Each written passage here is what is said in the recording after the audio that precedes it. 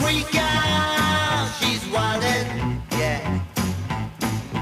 Freak out, she's heated, it's coming for you. Freak out, she's bent.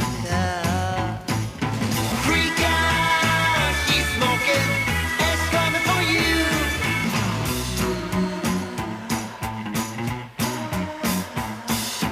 She don't look too satisfied. What you gonna do about it? What you gonna do about it? She's a badass babe, mirror warmer, siren hip chick, darling bird. She don't look too satisfied. What you gonna do about it? What you gonna do about it? What you gonna do about it? What you gonna do about it? What you gonna do about it?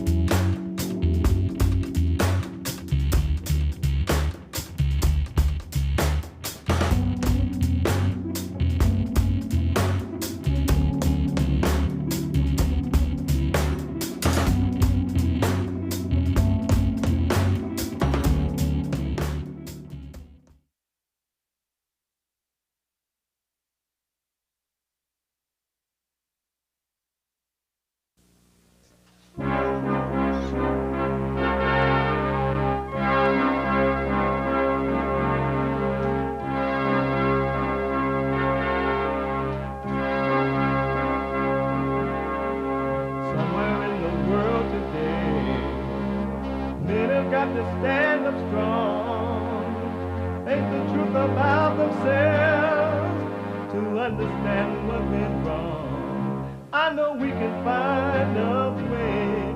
I know we can find a way. I know we can find a way to stand up, stand up, stand up.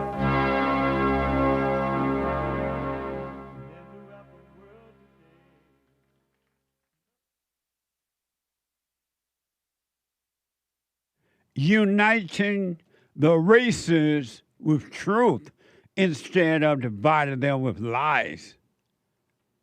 We're also rebuilding the family by rebuilding the man. I am Jesse Lee Peterson. Good morning. Hi, y'all. Manhood Hour is coming up in the third hour. It is Wednesday again. And you can get involved by calling 888-7753-773, 888-77-JESSE. Jesse, Jesse. And my biblical question, a doozy, a mamma mia, a hola, a como te le va. What does it mean to defend the faith? What does it mean to defend the faith? What does that mean? Amazing, huh? We have every way that you can watch and support the show listed on jesseleepeterson.com/show. jesseleepeterson.com/show. And if you're out and about, running around, doing whatever it is you're doing, you can podcast the show if you can't sit there at home and watch it or wherever at your office, but you can be listening on your phone, no matter where you are and what you're doing. You could be listening on your phone. Excuse me, by calling the listen line on TalkStream Live at 605-615-4131. 605-615-4131. And to donate and have your comments read out loud,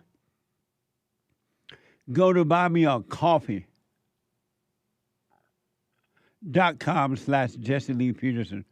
Buymeacoffee.com/Jesse Lee Peterson or Bond JLP Talk. No, buymeacoffee.com/JLP Talk.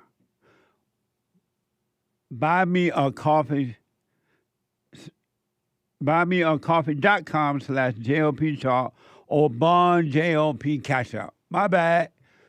Bond JLP Cash Out. Manhood Hour is coming up in the third hour. A spiritual battle, a warfare between good and evil. Nothing else but that. Nothing else. Normally I don't talk about me. But I have realized something is becoming clearer and clearer and clearer. And it's so interesting to me that in many ways, but I think the primary way that is real interesting is that I didn't see it beforehand. It wasn't clear, then it started becoming clearer and clearer and clearer. And the more I get, the more I want. Can't get enough of your love, babe. Now.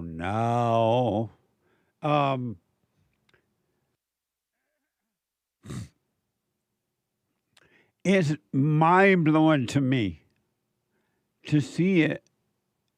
It's just mind-blowing to me. It really is.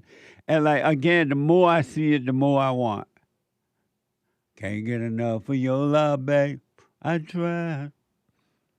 I can see all my life I've been beat by thoughts. I ain't gonna take it no more. I've come to realize that all my life, without even knowing, I didn't know. Maybe I knew as a kid, but as an adult, I didn't know. That all my life, I have been nothing but a bunch of thoughts and ideas and emotions. And I've been reacting to those thoughts and ideas and emotions all of my life. And then what happened was, by reaction and then not knowing that it wasn't me, I built a false life. And it wasn't me, but the thing that was in me that's always chattering in my head. You know how the thoughts are always chattering about something? Always. And then you grow up thinking that that's normal. You think that is normal. I thought that it was normal to have all this chattering going on in my head about everything all the time. I did not know that it was an abnormal state of being and that was my enemy. They were my enemy, and they were never me. I was never doing that. And I do, when I reflect on it now, I know that chattering and talk that's always going on about the past or the future or something or this or that. I knew it didn't feel good. Sometimes they'll tell you things that make you feel good, but it was just to build you up to let you down. But I had no idea that was an abnormal way of living, and that it was never me, and I didn't know that there is no me, and that I don't own anything, I don't control anything, I don't do anything. It just all been an illusion. And that even when I walk around or move my hands or breathe or get in and out of my car, whatever, it's not me. I'm not controlling that. I have nothing to do with it. But I did not know that chattering, noise in your head, voices in your head, right? Noises chattering about everything. I did not know that had nothing to do with me. I protected that. I lived by that. I felt good about that. By that, I felt afraid by that. I felt everything about it. And I didn't know it wasn't me. It was an illusion. It was never real. And that's why it wouldn't quiet down, because the thoughts and the emotions, because they didn't want me to know that it wasn't me. And that is not the way you're created to live. That's that you were not given that way to live by God at all. It's so crazy. And that growing up, I was never lonely. I was never afraid. I was never insecure. I was never desperate. I was never happy or sad. I was never anything. But I believe the chattering voices in my head. I believe the thoughts. And I believe it when other people said it. About themselves or about me, I believed it. Not knowing that there was no me there to believe that. It is crazy. And then another thing I realized, recently in life, that it says that life and death is in the power of the tongue. I didn't know I created my own situation with my tongue. Meaning, if I felt lonely and I would say, oh, I'm lonely. And the very act of saying that created a lonely emotion. And then I would feel that emotion that came from what I said, and I would believe that I was lonely. And then I would tell myself, I got to have someone. I got to go find me a girlfriend or something. All that led to me saying that I was lonely. It created a thought. It created emotion. It created an illusion. And I used to think when I was young, especially when I first moved to LA, I was dating a whole lot. And I would think that I'm not going home to a lonely house. I'm going to find me some girl to take home with me tonight, right? But now I realize that the house was never lonely or empty. I'm not going home to an empty home. My house was never empty. The emptiness was in my mind. It was in me. It was in the house. It's absolutely insane. No wonder insanity is a busy mind, emotions. But I didn't know that it was never me, even though I had read the Bible about it. But I didn't know what the Bible was referring to. It says, to have a life, you must die. But I didn't know it meant die from all the illusion. Even when I used to hear the word ego, right? I didn't know the depths of ego. I didn't know it meant delusions, illusions, ideas, and thoughts. I didn't know that's what the ego was all about, the false self. And that's what I must die from. But believe you me, to start to see this is mind-blowing. It's just, you're not your thoughts. You're not your emotions. You're none of this stuff. You don't own anything. Nothing about you own. Even when women have babies, they're like, I had this baby, and I brought you in this world, and I'll take you out. And they're lying. They didn't make the baby. They didn't have the baby. They didn't bring the baby in the world at all. Zero. All that happened through the spirit of truth and by the spirit of truth. They had nothing to do with it. And this thing about it's my body, my choice, another lie. It's not your body and it's not your choice. You have never made a choice in your whole life. Impossible to do it. But I didn't know that my words would create my situation. You can test it. Tell yourself you're lonely. Or you feel like, oh, I'm so lonely. And watch how right away the thoughts get busy, the emotion come, a loneliness feeling, and now I tell you got to do something about it. You got to go to a party. You got to call somebody. You got to be somewhere. You got to do something to get rid of the loneliness. And don't even know you created that situation. I didn't know I created those situations in my own life. And I never knew until of recently I was never in charge of anything. I ask people, who are you? Who are you? Oh, I'm nice. I'm this and I'm that. And I'm this. It's all lies. None of those things are them at all.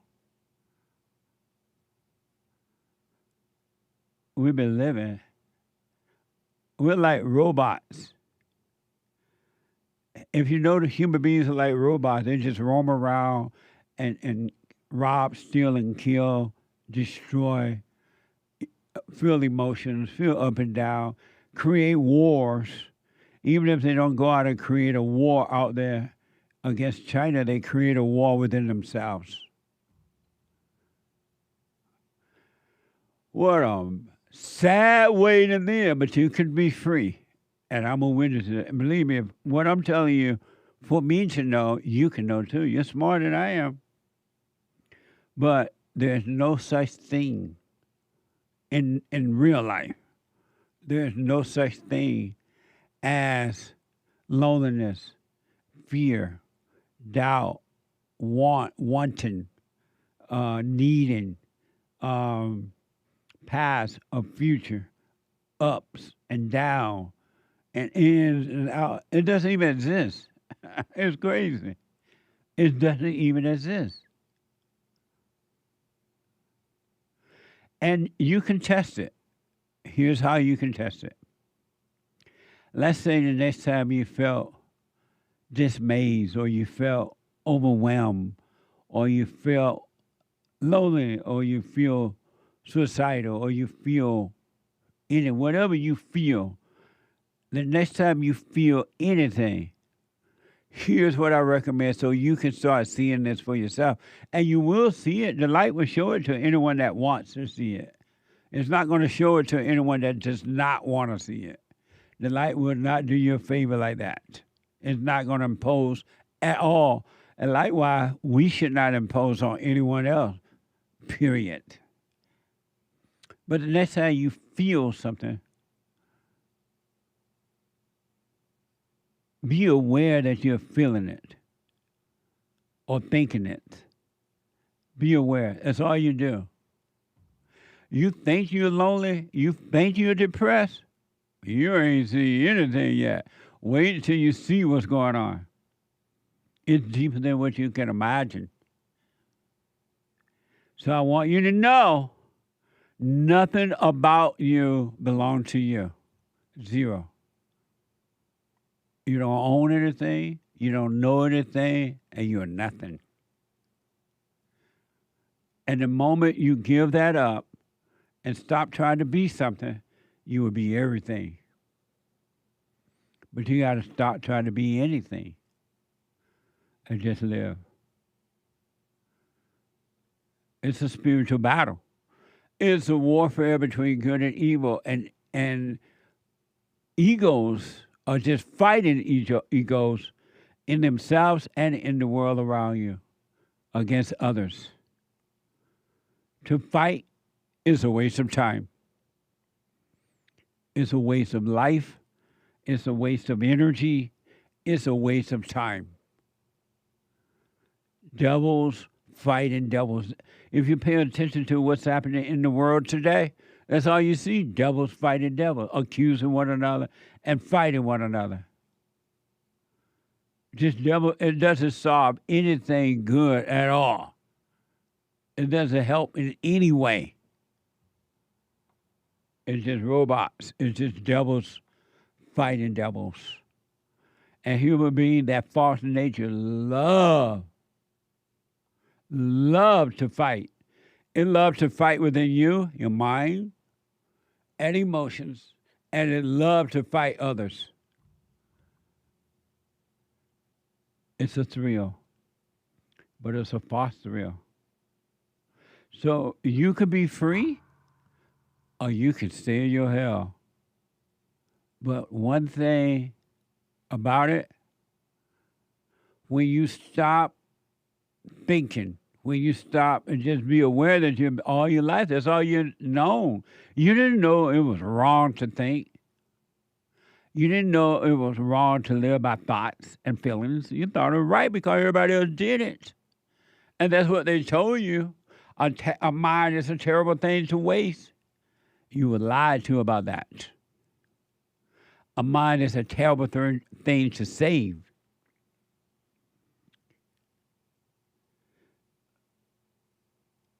And what I've come to realize, this is so amazing to me. When you stop going along with those thoughts and feelings, but just to be aware of them, that it is happening in you, and you do nothing about it. The thoughts have to obey the truth. The truth will guide and destroy the thoughts. The thoughts must obey to truth, be obedient to truth. But you got to let that happen by not doing anything about it. Don't follow the thoughts. And the truth will come down, and the thought will be subject to the truth. And they have to obey the truth. They have no other choice. They must obey the truth, but you don't let it because you try to control the thoughts. And so, no help for you. Or me or anyone that doesn't be quiet, watch, and let it happen. The truth is powerful, is loving, is freedom. The truth is itself. But you don't let it work for you. People shout about God, they sing about God, they pray about God, they read about God, but that's about it. They still trust the lie. And then they pray and say, someday, by and by when I die, in the sky I'll be free. You're deceiving yourself or being deceived. So what I recommend, pay close attention as you move it about your day. Pay close attention to what those thoughts are telling you, how much they chatter in your head, and do nothing about it. And they will have to cease. They need you to react. And stop protecting them. Let anything that it wants to happen to the ego self. I'm not talking about letting people physically hurt you, but let anything happen to the ego, the false self. Because that's what is alive in you, but it's not real life. And that's what you've been protecting all your life. It makes you shy, it makes you angry, and you think it's you. And talk to you about others and yourself, and you think it's you. But if you stop it by being aware of it, those thoughts must obedient to truth. It has no other choice. So let the truth guide you by inviting it in by giving up. Everything is owned by the Creator. Yourself, your real self. You're not in control of anything, and you own nothing. Zero. Every breath you take is a gift. Every step you make is a gift. It's not of your own. Anyway, CNN is reporting a renowned boxing champion, Terence Bud Crawford, was ordered out of his vehicle at gunpoint and given a citation for reckless driving. Police said just hours after a victory parade in his honor in his hometown of Omaha, Nebraska. Watch this from First Alert 6. After Omaha celebrated hometown boxing champ Bud Crawford's accomplishments with a parade, he's pulled over by Omaha police, setting off a firestorm on social media. Today is Bud Crawford's birthday. He turned 38. What happened at the traffic stop early this morning in downtown Omaha is now the subject of an internal investigation at the police department. We'll hear from Crawford's security guard who was in the vehicle in a moment, plus reaction from the mayor. First, a breakdown of what police say took place this morning. Around 1:30 this morning, Omaha police say they spotted a vehicle driving recklessly near 12th and Capitol. This is near the Steel House where Crawford's after party was being held, which was attended by many, including Mayor Ewing. A traffic stop was conducted on Cass Street, a couple blocks to the north of there. Officers say they ordered everyone out of the vehicle for their safety when they saw a gun on the driver's floorboard. And only after that did they say they identified Bud Crawford by looking at his driver's license. Amazing, huh? But according to Crawford's security chief, the situation went down differently. Watch this.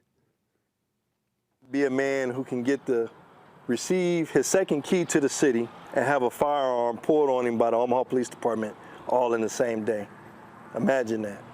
Kasim Shabazz is shaken up. Man, I thought we were getting ready to lose our lives. Being the head of Terence Crawford's security, Shabazz has seen a lot, but nothing like this. Oh man, it was terrible.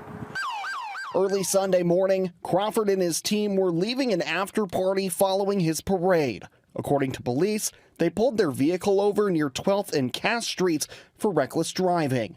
That's where things took a dark turn. And as soon as he said he had a firearm, the police officer that was on his side became unhinged. Police immediately drew their weapons, pointing a gun at Shabazz and the pound-for-pound champ. I literally had my hands on top of the ceiling. According to police, an officer had identified a firearm on the floor of the vehicle, causing officers to draw their weapons.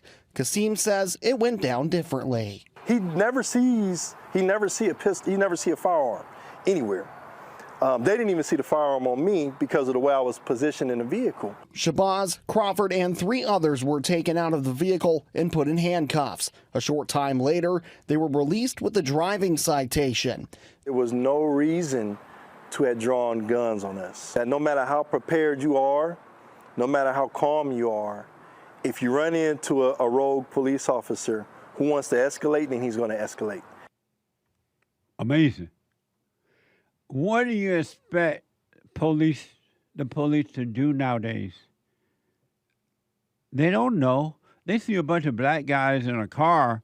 They don't know what's going to happen because look at the history of black men and black women too. Attitude, nasty personality, don't want to follow what the cop says. And the cops got to protect their lives. They got to protect themselves. So whatever happened there, and I don't know, let's say that this black guy is right about what he's saying. He should understand, you know what, Mr. Cop, I understand why you're acting this way. I understand, but my hands are up. I got a weapon or whatever. But I understand because the blacks has been so out of control when it comes to police and anything else, really. But I understand. And the result would have turned out much better for them.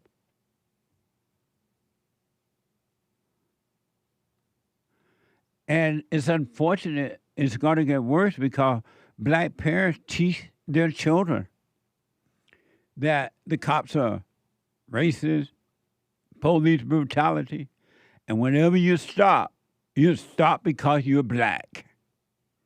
Don't matter what your status is, they say. It doesn't matter what kind of work you do, they say. It doesn't matter if they know who you are, actor, actresses, or boxer, or whatever.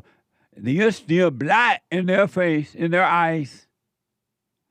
And so, if you hear that growing up and then you see that all your life, what are you going to think? The devil going to tell you as soon as the cop stops, even though you know you're guilty, and I don't know if this situation is guilty, but you know you're guilty or not, you're still going to act because the devil tell you they're doing it because you're black. You don't have to obey the cops. When cops stop people, they're putting their lives on the line. Especially nowadays, everybody high, mad, angry, high, lonely, and high. What do you expect? More accidents happen today than any other time. Because you're already depressed. You're already lonely, and now the government told you you can legally get high. Make pot and drugs available. And since you won't take care of yourself, you do what they tell you. This is what you got. 888-7753, 773-888-77 Jesse. When I come back, your phone calls and your super chats. Quick break. Back in a moment.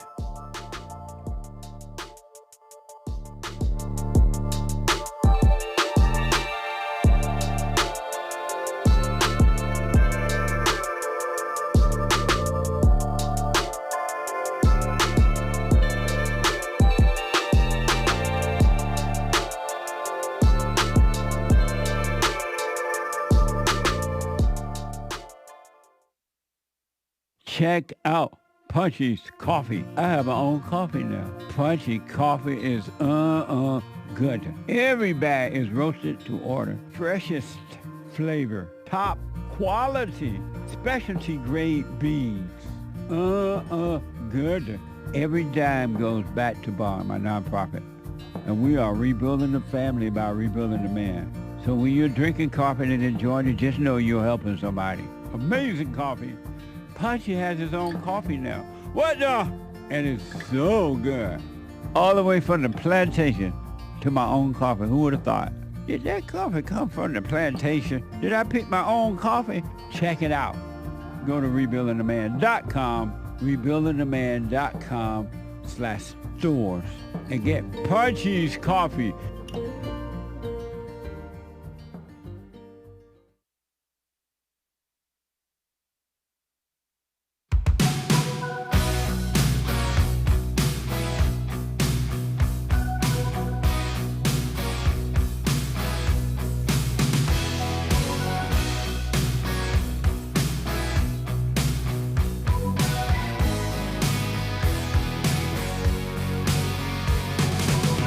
Today at 2 p.m. Pacific time, a brand new episode of Punchy's TV. Punchy.tv at 2 p.m. Pacific time. You don't want to miss it. Amazing, huh? And after my show, as always, thehakereport.com. And James Hake is on fire. TheHakeReport.com. The guy with the good hair. From 9 a.m. to 11 a.m. Pacific time. And after the Hake Report, the American Anchor Baby. The American Anchor Baby. Energy everywhere. And then some.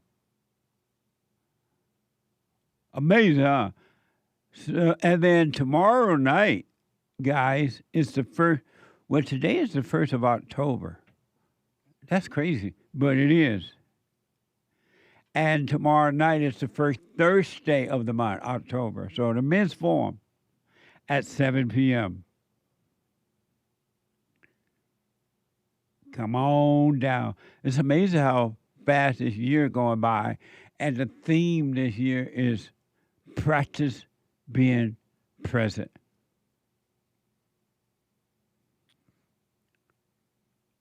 There is so much to discover about yourself that you don't even know, and you don't even have any idea. 888-7753-773, Men's Forum tomorrow night. Let me go to North Carolina and talk to D.C. D.C., you are on the air. Good morning, brother. How you doing? All is well, D.C. Man, if it was any better, I couldn't stand it. Oh, amazing. I got to be honest with you. But what you said about, people being alone and how they give themselves into the voices that they hear, people can call it whatever they choose. A guilty conscience, something that's trying to drive them away, demons or the devil. But the flat fact of the matter is that's exactly all it is. If the devil's got you, he doesn't want you, and he's going to leave you alone and let you keep doing what you're doing. But people don't realize in those moments that every emotion that they're letting create another problem for themselves, those emotions don't belong to you. How do you deal with the voices in your head? I tell you exactly how I deal with them, man. I'm retired from the Army. I was a career soldier. And through all the deployments, when I came back, I had PTSD and survivor's guilt horribly. And it led to the point that I became homeless, and I became addicted to drugs for over 10 years. You say you had survivor guilt? Yes. What is that? It's whenever my first deployment was with the National Guard. And these are guys, not that just signed up with me, but these were the guys from my hometown that I grew up with. And losing people that I'd known for 20 years up to that point, people that I met in preschool, that takes a different part away from you. And I was raised Southern Baptist. I was raised the golden rule, and you do what you're supposed to do unto others because you want them to do it to you. But when I got back home, the survivor's guilt, I'm sorry to cut you off, comes in, seeing their families again and realizing that man was better than I was.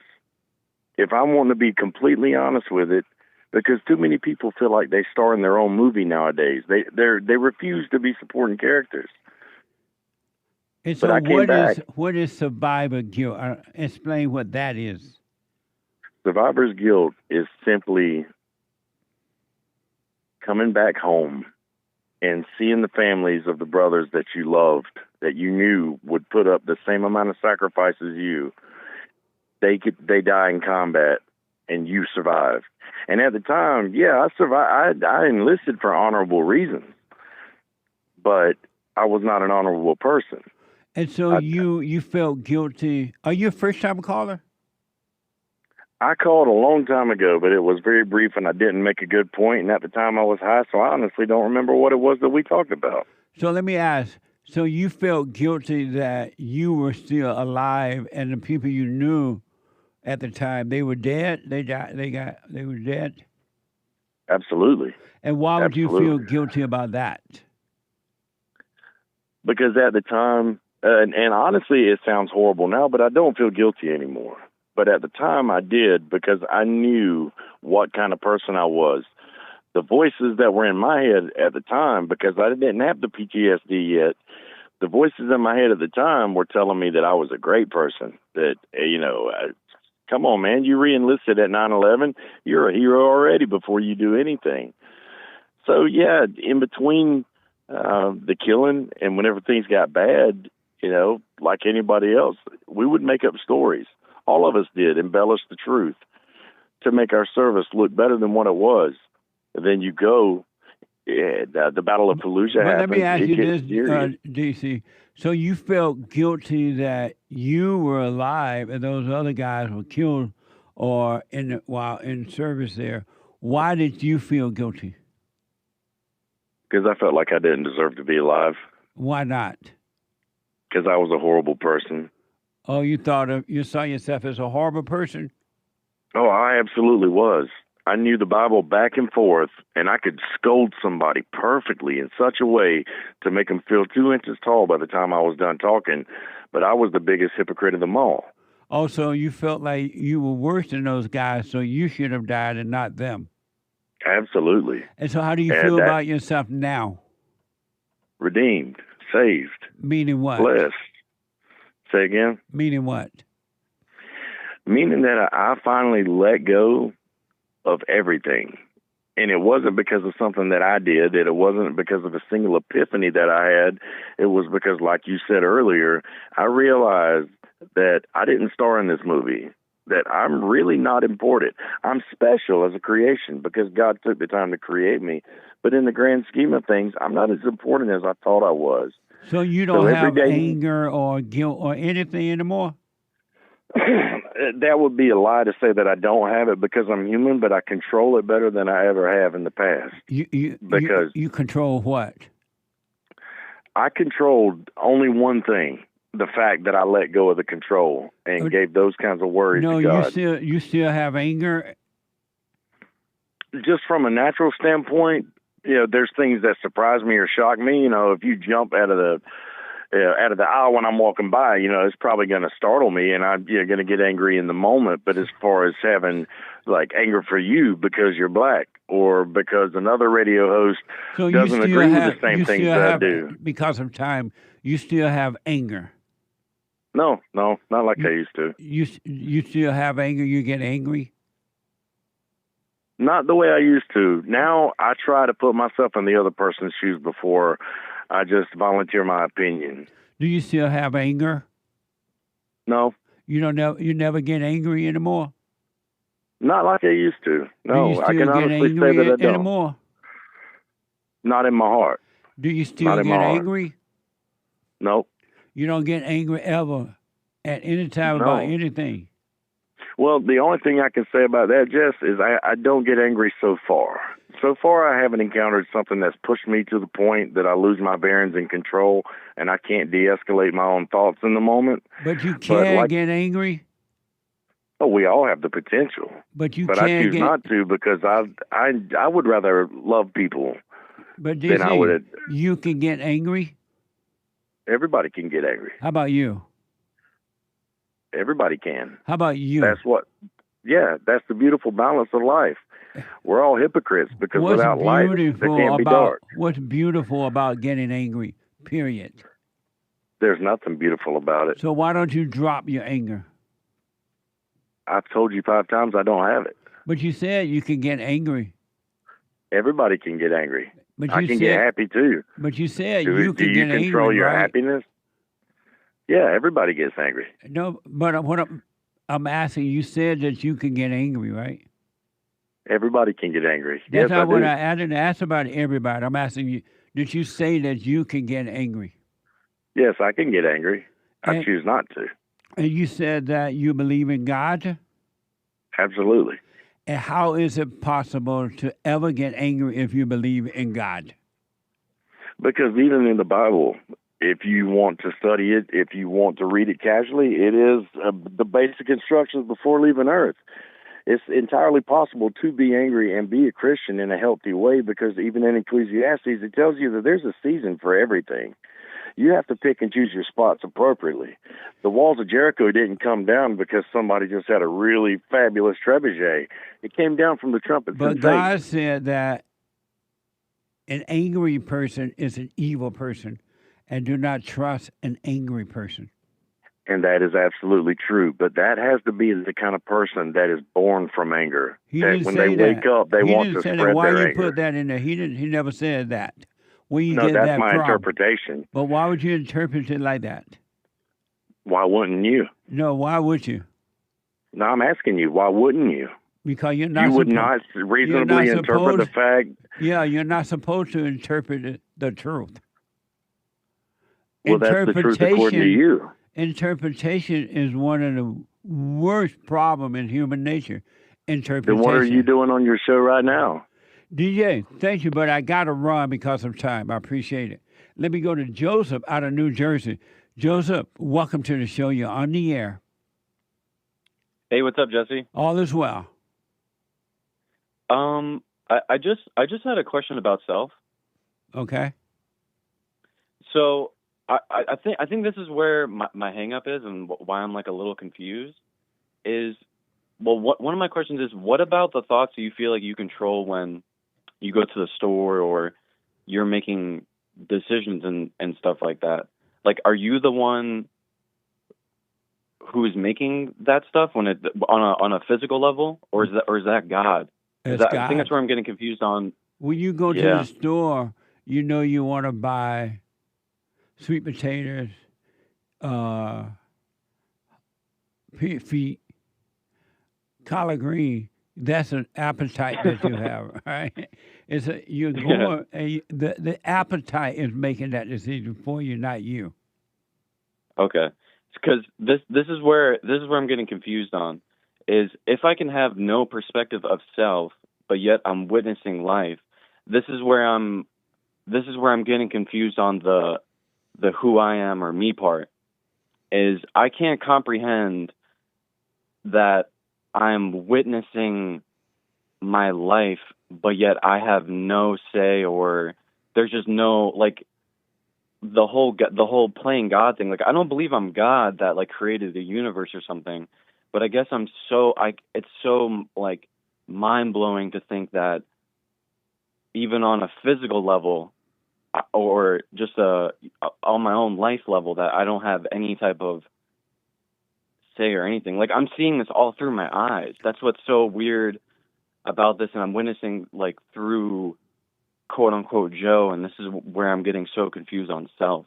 Like, if have no perspective on self, then at this point it sounds crazy. When you say you're witnessing life, what makes you think that you're witnessing life? What do you mean by that? Well, because my whole life I'm thinking that I'm this voice making all these decisions and doing all these things and what I want to do and all that stuff. And if I'm not that, and I have to drop all thinking, and that's basically what my whole life has been revolved around, was thinking and then basing my actions off of that thinking, and just believing that's I think that's what's been messing me up here, is that I've just been following thoughts and I don't know. It just kind of something just hit me yesterday, and I was like, it just if I'm supposed to have no perspective of self, but yet I'm looking at life, it's just kind of crazy to me. But you're not looking at life, and you have no perception, or anything of self. You don't even know who self is. Why don't you let the ego die so you can see know who self is? I think because I just based my whole self around just this whole stuff, and you're telling me just to drop it, and it's just insane. I think that's what's like been hooking me up, because this makes me feel like I have some type of control over my life, and it's not like all like certain things like like women or stuff like that's all light stuff, but basically like to submit, you have to like drop every, like even when you just said having no perspective of self. What would happen if you dropped all thoughts and never gave it to thoughts again? What would happen? I don't know. I feel like I'm like giving. I know this is like the whole God and Jesus thing, but I feel like I'm giving up my whole soul just by dropping everything. What to be honest, you feel like you're giving up your whole soul? What do you mean by that?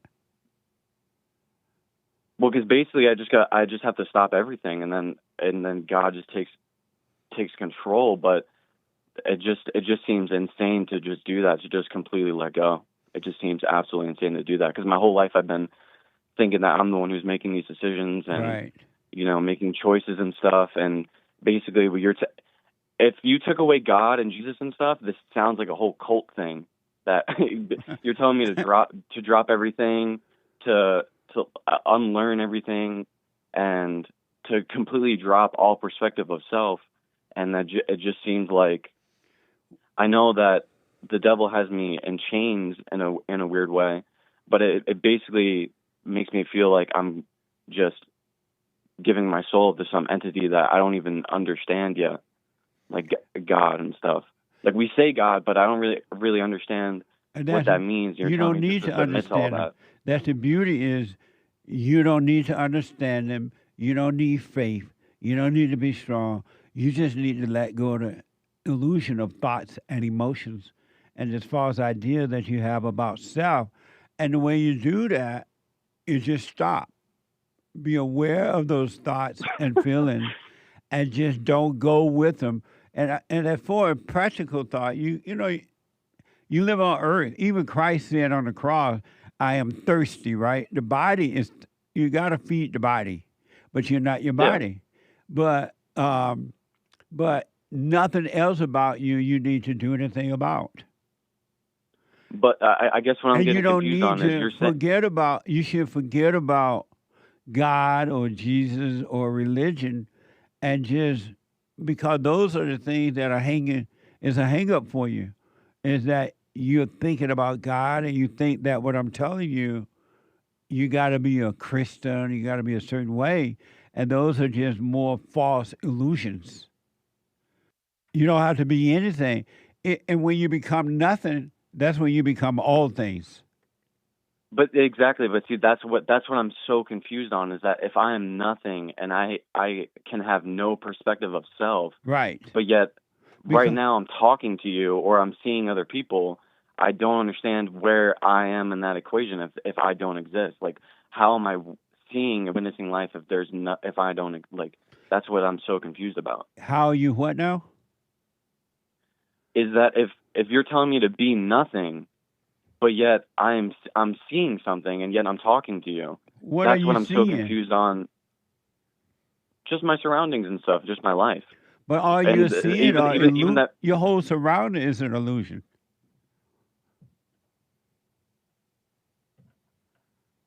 Nothing like see like nothing that you well, see crazy, is real. Who am I? Yeah, like this is the most insane church ever, and I don't mean that in a disrespectful way. This is crazy, because it doesn't make any sense to me that nothing exists, but yet I see something. What do you see that's real? Just life. What do you mean by that? like I'm talking to you right now. And why do you call that like, life? Because that's the only place where I exist is right now. What?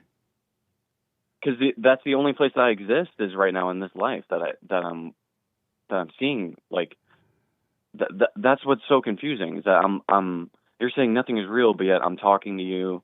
I called into the show. You know, I don't know. It's very difficult to describe because it's not really making a lot of sense of having no perspective of self and saying nothing exists, but yet the sun, the sky, you know, the earth and stuff, my life, my body, like I'm seeing all of those things, but you say things aren't real. That's well, all those things are here today and gone tomorrow.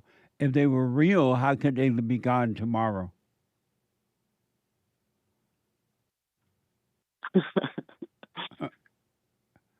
I have no idea. So why do you think they're real then? Because I see them. Let me ask, what would happen if you really made them, you know what, I'm giving up. I am not going with thoughts anymore. Psychological, emotional thoughts. I'm not going with them anymore. What would happen if you did that?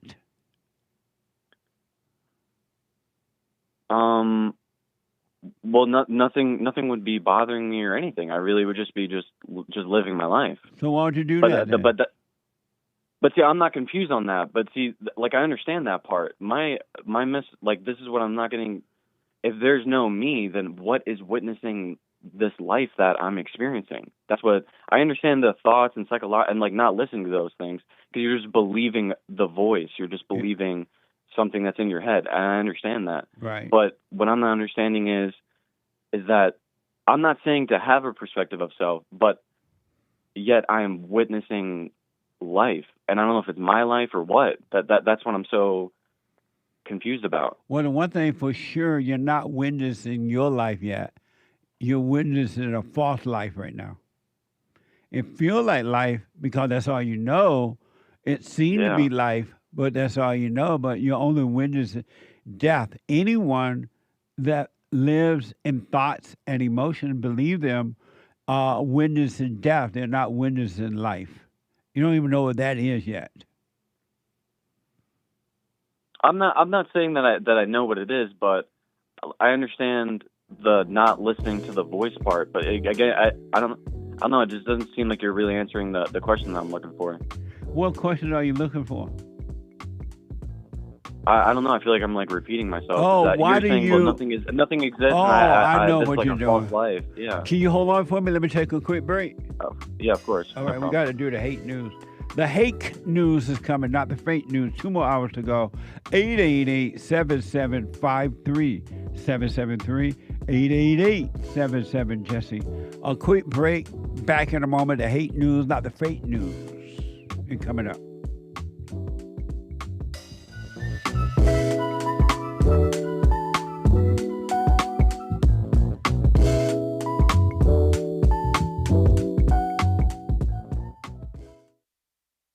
I have books that are amazing.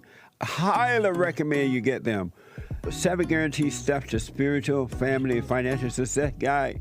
Even if you're not starting a business, but you have a job, or you're on welfare, it can help you if you do. Be doers of the word, all right? From rage to responsibility. From rage. That's what I write about in the first chapter, especially how I overcame scam.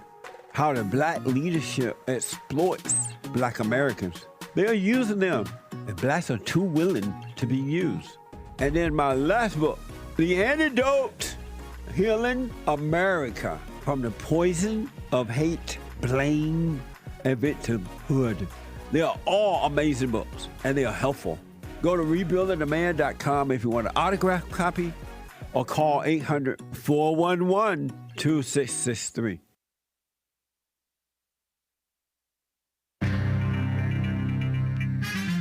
Some serious mess going on in the world. It's a government shutdown. Is that mess or is that good? I don't know. I'm kind of excited about it. And the U.S. military. There was a big meeting between Trump, Hegseth, and others dealing with the military and ICE agents. When I say shut down, you say ICE. Shut down ICE. Shut down ICE. Which I'm kidding around about. That's what the communists want. Get them out of here. This is the end of, and not ICE. ICE gets the bad hombres and mujeres out of here. This is the end of hour 1 of the Jesse Lee Peterson Show. It is Wednesday, the 1st of the month, October 1st, 2025 AD. There is one line open. Hang tight, callers and super chatters. We did see some of your super chats come in, and yesterday's. We have to get to some of them as well. But it is Hake News, not fake news. You can call in right now, even during Hake News, not fake news, to get on hold, to get on air with JLP. All right? Do it.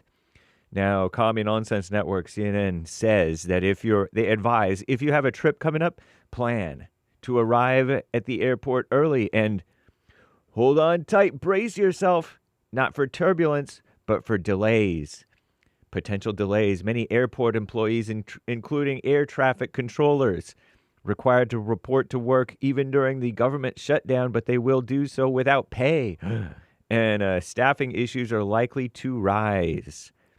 And speaking of the government shutdown, the U.S. so-called government has officially shut down. Not completely. I almost started to say I wish, but nah. For the first time in 6 years, probably more of it should shut down, really, honestly.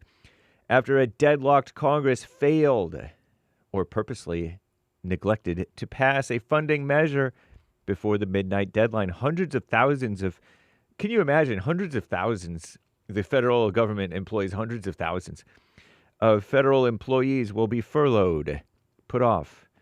Many others who are deemed essential will continue so-called working, but will not receive pay until the impasse ends as tensions escalate on Capitol Hill. Republicans insisted that Democrats must agree to extend current funding for an additional 7 weeks. Demon rats, I call them, refused to do so without major concessions over enhanced Obamacare subsidies. Subsidizing people's lives, terrible. The Senate will vote again today on the GOP funding plan, which Republicans vow to put on the floor daily until demon rats agree to reopen the government. And the military. Our greatest president, Donald J. Trump, the commander-in-chief of the military, and Defense Secretary Pete Hegseth, laying out a new vision for the U.S. military. They addressed a gathering of top admirals and generals in Virginia Tuesday. Hegseth detailed new directives slamming diversity and bashing what he called stupid rules of engagement. Yeah, getting people killed. Rules of engagement are directives governing how and when they can use force. The military can. The defense chief also said combat troops will have to meet with the highest male standard under nasty rules of engagement under Obama. I think there were more Americans killed under Obama than under George W. Bush. I could be wrong, but that's what I felt like I read.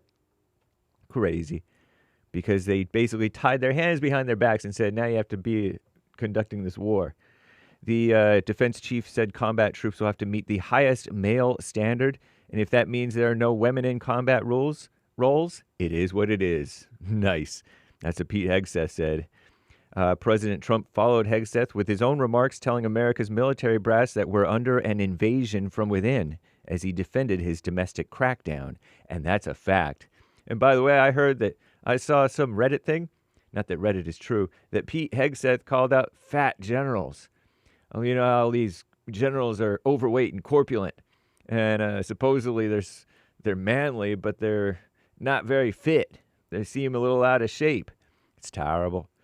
And ICE, Immigration and Customs Enforcement agents, were seen on video grabbing and shoving journalists in a New York court on Tuesday. Nice. Oh, that's not nice. I don't know.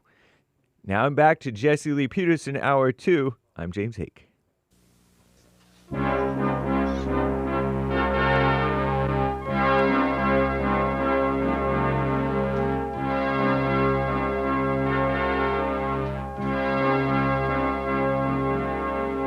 Somewhere in the world today, got to stand up strong. Ain't the truth about themselves to understand what went wrong. I know we can find a way.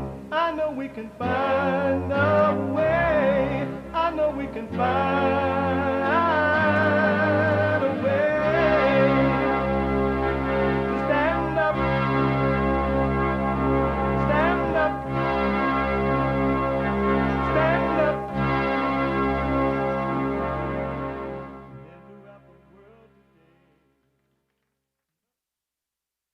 Uniting the races with truth instead of dividing them with lies.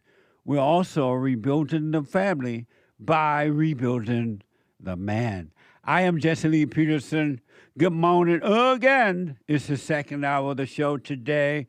Manhood Hour is coming up in the next hour, and you can get involved right now by calling 888-7753. 773-888-77-JESSE.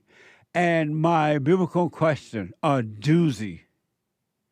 And it's for those who want to know themselves. It's not for everyone. And if you don't want to bother knowing yourself, that's fine. You have a right to stay and live in your misery. No one is going to force you to. So, and you won't be judged. Stay where you are in your hell. But for those men and women who want to overcome, know thyself. Know yourself, and it'll blow your mind.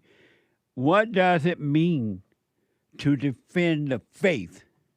I hear that a lot, and I have no clue what it means. And yes, people have been responding to it like, now they're going north. And I'll put my 2 cents in on Sunday.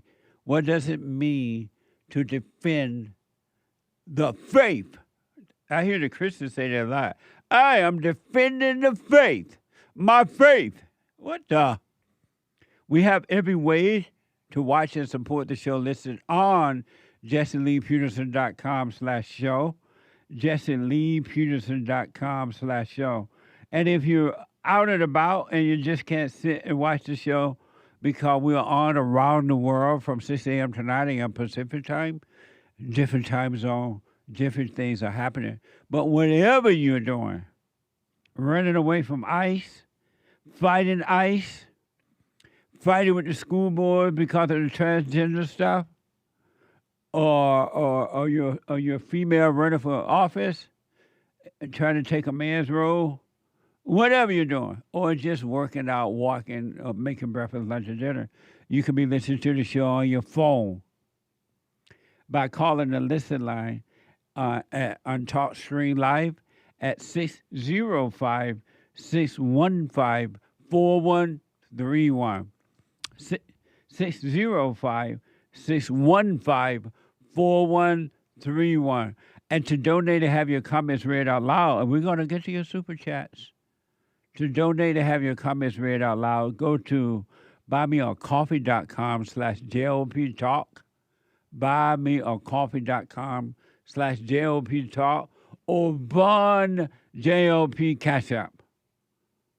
Bond JLP Cash App. All right? 888-7753-773. I want to go back to Joseph out of New Jersey. Joseph, where did we leave off? I was asking a question on, like, I'm getting confused on the having no perspective of self. Right. But yet I'm witnessing, like, life, and you're saying that when you said, well, what are you witnessing? I'm like, well, like everything that I look at, even like talking to you right now, and you're telling me that that's not real. I don't understand that. I know what you're doing wrong. Yeah. You're trying to understand it. Your mind, my mind, no human being on earth mind can conceive the truth, can understand the truth.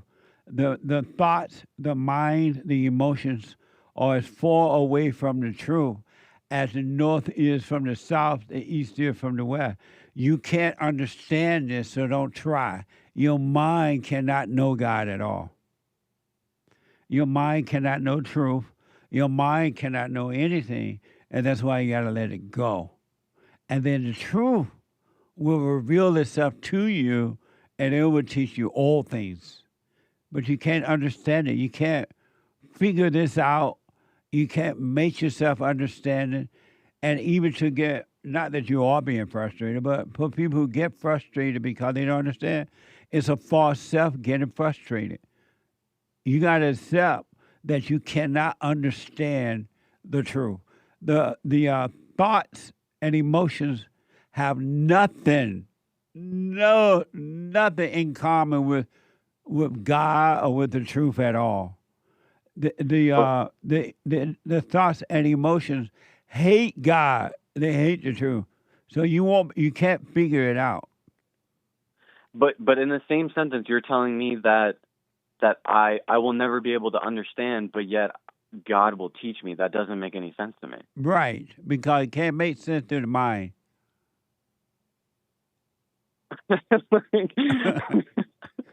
So how are you supposed to learn? How are you supposed to learn anything then? I don't understand that. The teacher would teach you from within. And but part of my thing is that it's just basically just the present moment is basically what you're telling me just to believe in. Yes. Like there's nothing because that's the only. That's what. Sorry. No, go ahead. And that's what's so. I understand the fear and stuff, but I'm saying that that's what's so like sketchy about this is that basically you're telling me up until I'm about to die with my body is to believe in nothing. And my whole thing is that, I don't know, I kind of want like a guarantee that I'm going to be straight at the end of all this, or if there even is an end. You know, because I'm so comfortable in the body and stuff and but my you're life, not comfortable in the body. And you're telling me, well, no human guess being is comfortable in their body. They have conflict. They get lonely. They get angry. They get false feeling of happiness. They get worried. They become suicidal. They are anxious. No human being is comfortable in their body. But people find comfort within those miseries, though. No, they don't. Even when they pretend. Then why do they do them then? When they so what now? Then why do they do them then? They are not doing I'm them. I'm comfortable to self right now. You're comfortable in self right now? Yeah, I think that's what it is. That to basically just drop self completely. It's just I don't know. It just doesn't make any sense to me at all. Because basically you're just telling me just to believe in the present moment. I'm not telling you to believe in anything. I'm telling you not to believe in anything. Well, I guess I'm using the wrong terminology. I mean just like living in the present moment is basically what you're telling me to do. Just up until the what else? What else exists other than the present moment? Well, nothing. But I guess that's why I'm so confused on self. And you're telling me that I'll never be able to understand it, and I have to just and I have to basically live with that until the day I die. I'm never going to be able to understand. Once you start living in the present and practice staying there and doubting every thought, you will know the truth, and you will know all things. You will never know all things living in your imagination, in your thoughts and emotions. You will never know all things at all because, again, your thoughts and your emotions cannot comprehend the truth. It doesn't know the truth. It hates the truth, and the truth hates it. They have nothing in common. So if you want to be free, you got to live in the present. Everything else is an illusion because it's all in your imagination. Even me trying to comprehend this is the illusion. Yes. That's what the problem is, too. Yes. You try to use your mind to comprehend the truth, and it's not going to work because your mind hates the truth. It will not let you comprehend the truth. As a matter of fact, it's shaking its boots thinking you may comprehend the truth, and it works overtime to stop you from doing that. So then, okay, then just to end it, because I think this is where I can like get a little clarity. So then, what's the voice when you're like reading or something, and that's reading back to you? That's just God, is what you're saying? No, Like, that's Satan. when you're reading, you know, how, like when you read a book or through your head or something, like you're reading like an article or something like that, Right. and you're reading in your head. To use it as like you go to the supermarket, and that you're not using that in the same way, then? No. Because it's like when people read the Bible, Satan they hear a voice in their head, or voices in their head interpreting the Bible for them. And then they think that it's them, or they think it's God. And they're thinking that because Satan is interpreting the thing that they have read already and been told what it means. And they think that they're hearing the voice of God when they read the Bible, and they're not. They think that they're hearing the truth about what they're reading, and they're not. And so they end up thinking that they know God, and they don't. Because Satan interprets the Bible for you. You hear his voice that sounds like your voice. So I understand the interpretation aspect of it, but yet you're saying that I can, or God or whatever, or however, I'm a little confused on going to the supermarket or the gym and stuff, and I'm like, okay, I want to go do that. And you're saying that's God or me or whatever, but yet me just reading words off of a paper in a head, like reading a sentence, is not me. That's the devil. That's what. Right. Okay. So then what? So then how are you supposed to read the Bible then? It's full of words. You read it and you put it away, and it will be revealed to you the truth of what you read from within, not from your head. Okay. Yeah. You have a teacher inside, and his name is the Holy Spirit. He will teach you all things. He is the Spirit of truth. He is your teacher, and he will teach you, bring all things to you, not your mind, which is the mind of evil, and not your own mind, but the teacher within. That's why our parents screw us up by teaching us. The sooner we pop out of the womb, they start teaching us. Say hello, say goodbye, act this way, act that way, do this. I'm going to put you in grade school. I'm going to put you in school. I'm going to talk to you in my belly. They're constantly teaching you, taking you away from the teacher within. If they never taught you anything, you'll grow up being taught by the Spirit of truth. And then you wouldn't have the conflict you're having now, trying to unlearn all this mess.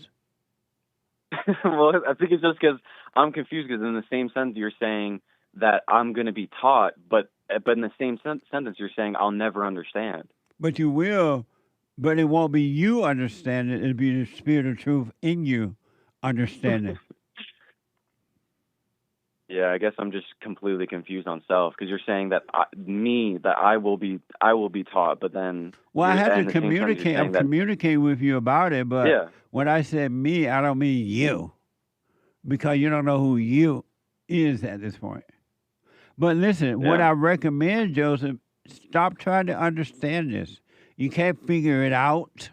You can't understand it. You got to admit that you don't know, and then be quiet. Meaning stop listening to those voices. Stop believing them. They're going to scream at you. They're going to try to teach you, but don't listen to them. Be aware that they're there, but do nothing else, and just do what's in front of you. Stay present, and it will take care of it for you. And so to basically I should never question anything then. I should never question life at all. I don't know what you mean by that. Because then that I don't know. It's just because you're basically just telling me that I just have to be present. Right. But then I should never question anything then, because then that's me in my head trying to figure out this and understand. Right. Wow. All right. What's wrong with living without having an opinion, a question, but just be? What's wrong with that?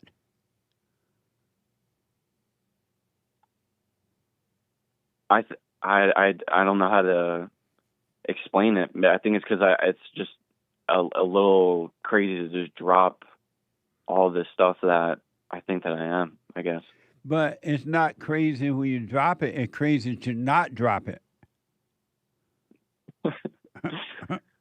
Well, I think it's just because, like, you got to think, like, you're all the way over in California. I haven't heard, there's a fellowship church right next by me, right nearby me, and there's nobody, like, on the planet other than your church that I've found that has this, I don't even want to say transformation or whatever, but just this completely different, I know you're going to say no perspective, but just to have this completely different perspective, like, there's no other church like on the planet like this, and it's just insane. It's just, and I understand this is, I understand that I'm insane to a certain degree, but who is drawing you to the message that you hear from our fellowship?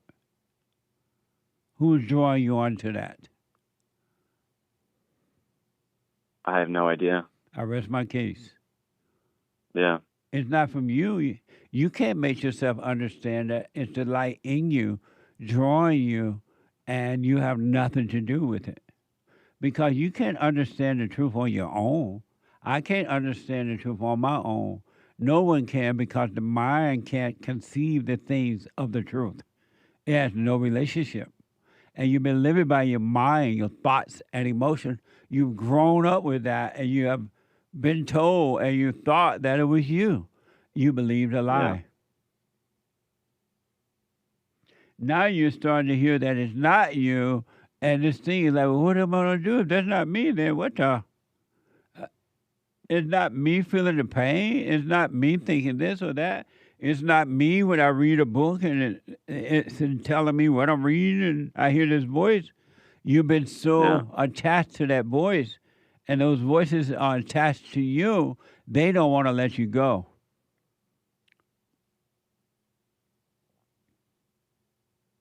I don't know if I'm wrong, but I feel like the feelings and thoughts are kind of like the easier part. The harder part to drop is just the whole self itself. Like the whole, I just have to just be just insane to think about. And I'm not saying there's anything wrong with it, but right. But the only thing that you're dropping is the thoughts and emotions. All of your ideas, all of your plan about self and other things, the thoughts and emotions are what you're dropping, because that's an illusion. all right. It's just crazy. I know I'm probably crazy in this whole. I know what you mean, because when I first was allowed to understand what was really going on, I shake my head. I'm like, wow, all of my life I've been thinking something else and believing that stuff, and it was never real.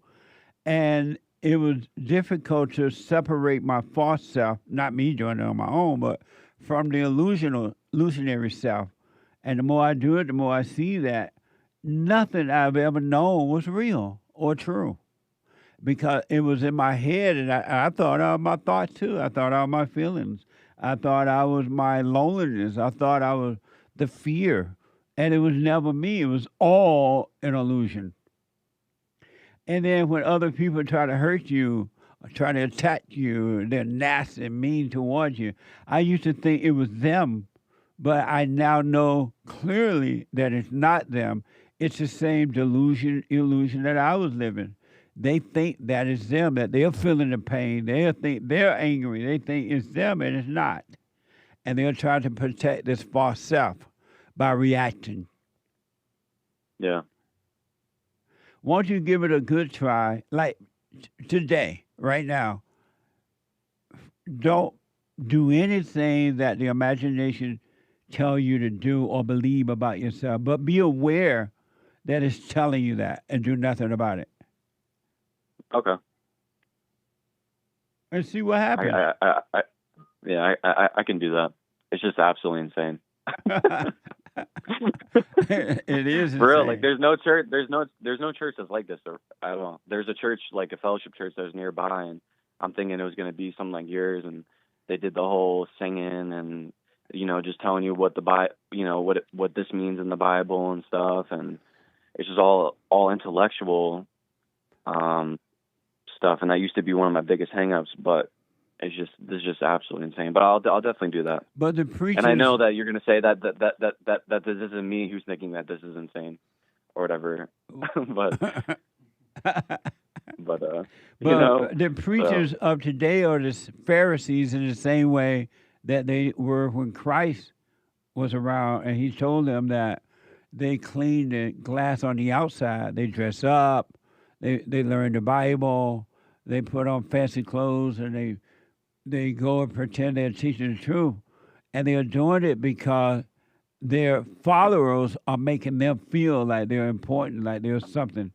And the people, they use the people to get their followers. They use them to get a false identity, because the followers are false themselves. They put the teacher on a pedestal, and so they're not going to tell you the truth. That's what the preachers are like today. They're Pharisees. They hate God, and they build fancy churches and loud speakers, and they bring in singers, and it's all a cover-up. It's all fake. They hate God. The preachers hate God more than the congregation itself.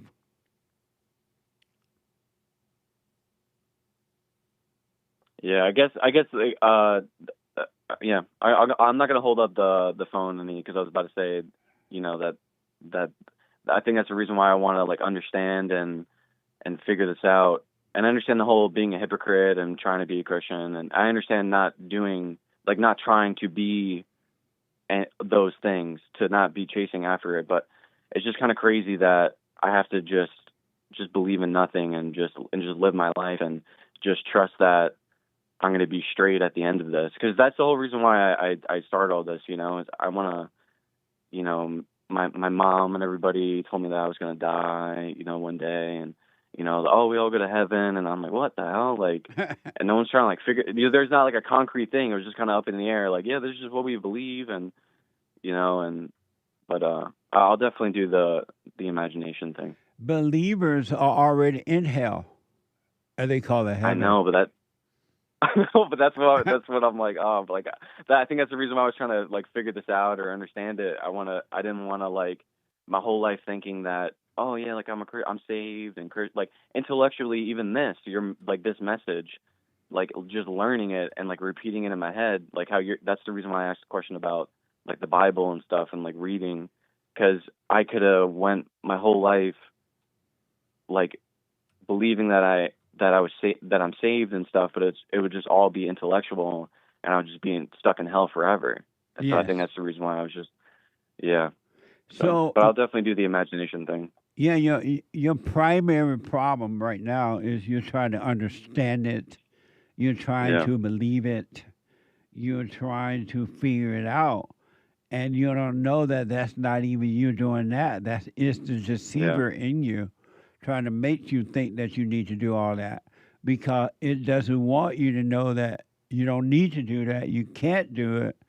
It'll be done for you if you let go of all trying to believe and understand and figure out. You got to cut that out. Yeah. Okay. Nothing cannot believe something. Yeah, I know. All right. Nothing from nothing leads nothing. You gotta have something. This is insane. If you want to be me. It is insane that you've been living an illusion. Yeah.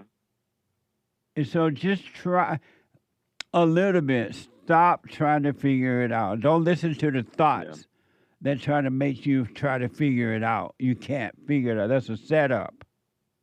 There is no you to figure out anything. Yeah. All right. I get, because I'm going to keep saying the same thing, but yet I'm confused on what's witnessing this life that I'm looking through. I understand So what the whole now? mind thing, but I'm going to wind up just repeating the same thing again. But I'm just confused. You're saying that there's nothing, but yet I'm witnessing this life that I'm experiencing. But I'm going to do the whole imagination thing. What are you going to do? I'm not going to listen to my imagination anymore. Just trying to figure this out and stuff and understanding. Yeah, stop that. You had an assignment. Yeah, you had an assignment last week about not having thoughts about yourself and stuff like that. So, and you just keep doing that. Did you realize there's no self to have a thought about? Well, I guess that's why I called. I'm so confused on, and I guess you're going to say that I'm not even this confusion on myself, but you're not. But this confusion that you seem to have is not you. You're still being deceived by the imagination, by evil. Yeah. It's telling you that. How did that be? I'm looking at life right now. What do you mean this and that? You still listen to a false self.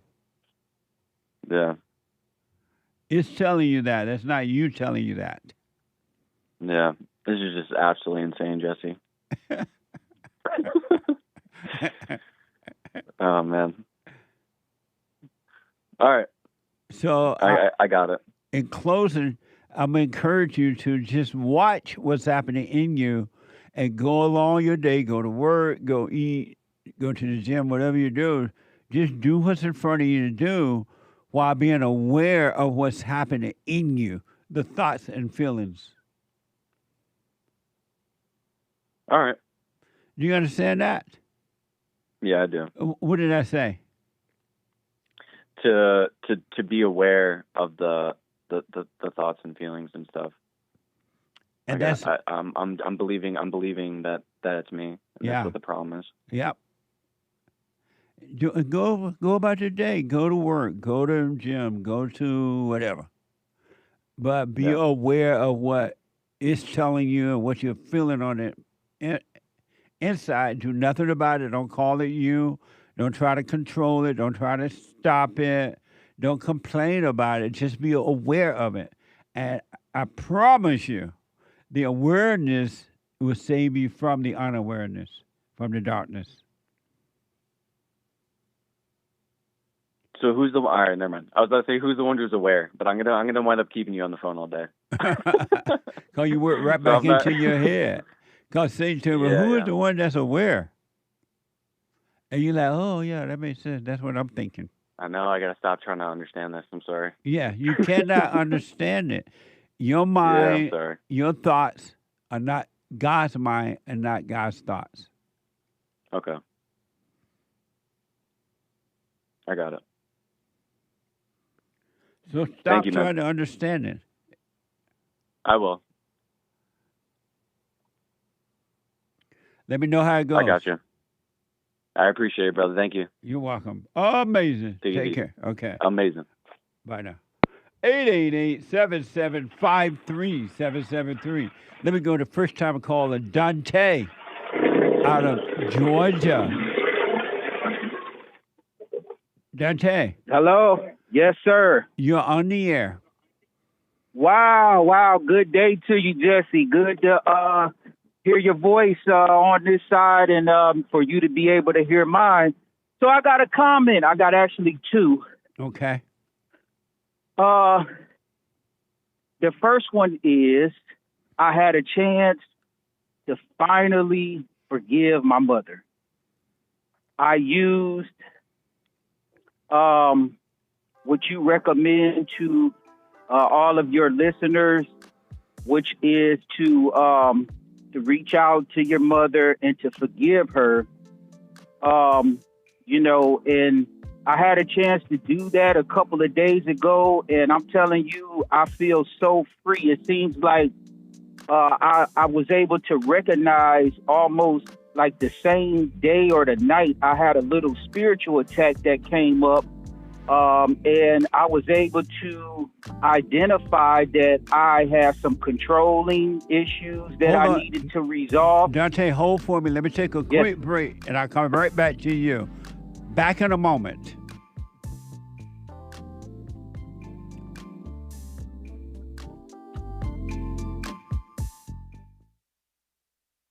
Check out my book, For Raised to Responsibility. I show you how I was able to overcome anger. The spirit of anger was taken away from me. I had it. And as a result of having anger, I was insecure. I had doubt, worry, fear. I was in a fallen state and didn't know it. And it wasn't until I went and forgave my mother, who tried to turn me away from my father. I forgave my father for not being there and returned back to him. My spirit connected with his spirit, and through him, I was able to return to God. And I have perfect peace. Perfect love casts out anger. And when anger is gone, fear and doubt, worry, insecurity, suicidal thoughts, all of that is gone, and you are free. Amazon.com, Barnes & Noble, or if you want an autographed copy, you can go to my website at rebuildingtheman.com or call 800-411-BOND.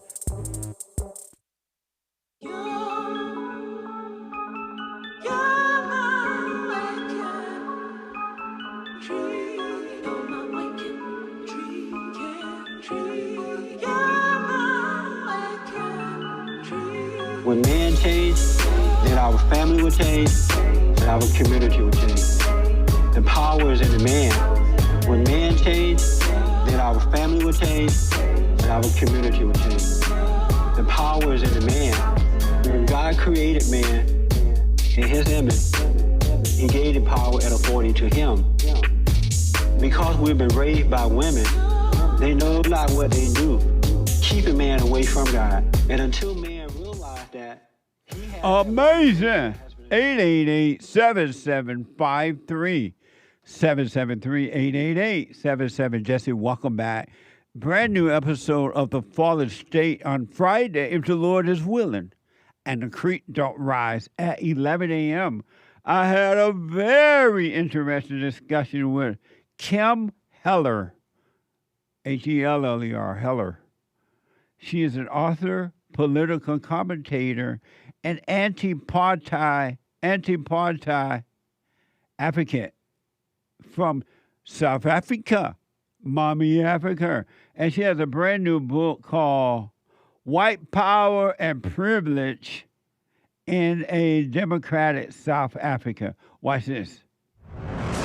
Next time on The Fallen State. There's a genocide happening to white people in South Africa right now. There's no genocide of white people. Do you have white privilege? Absolutely. I mean, I'm writing my second book on white supremacy, stealing land, killing people, damaging their culture. Why do you mama the black? Oh, there, baby. I know you can't make it. Instead of showing them real love. It's funny. You seem to want to please the black man, and you say, I seem to want to be the white man. No, what happened here?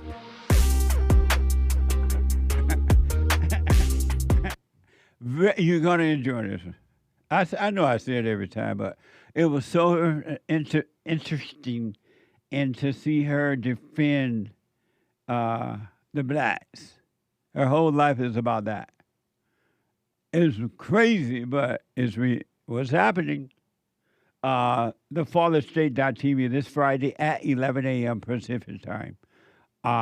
You can support The Fallen State by becoming a member of The Fallen State right there on the YouTube station channel, TheFallenState.tv, or Jesse Lee Peterson on Locals, JesseLeePeterson.locals.com. Amazing. And don't forget to check out all our merch, and we have amazing coffee, Punchy's Coffee, amazing merch at JesseLeePeterson.shop. Look at good old that coffee is so good, it makes you want to holler. Throw up both your hands. Punchy's Coffee. Blacker than black. And then we have T-shirts and mugs and all kinds of stuff. When she lying, she crying shirts, hoodies, everything. And you can make a donation there. Go to JesseLeePeterson.shop. My amazing books. And thank you for your support. A lot of you have started to support because you are being helped. Even some of my enemies, like, I don't like you, but I like what you're doing. I'm helping you out. Thank you. I appreciate it.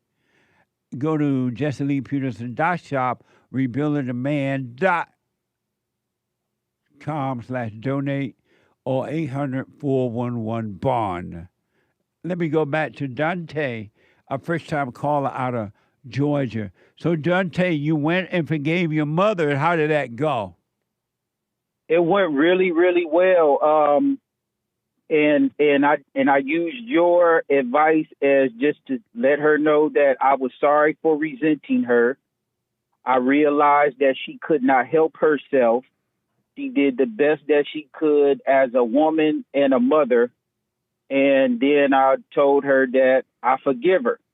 Right on. And she sat there for a couple of seconds on the phone, and I didn't really know what to expect because, my mom is my mom. But then she turned around and said, "Thank you for your forgiveness." Right on. And I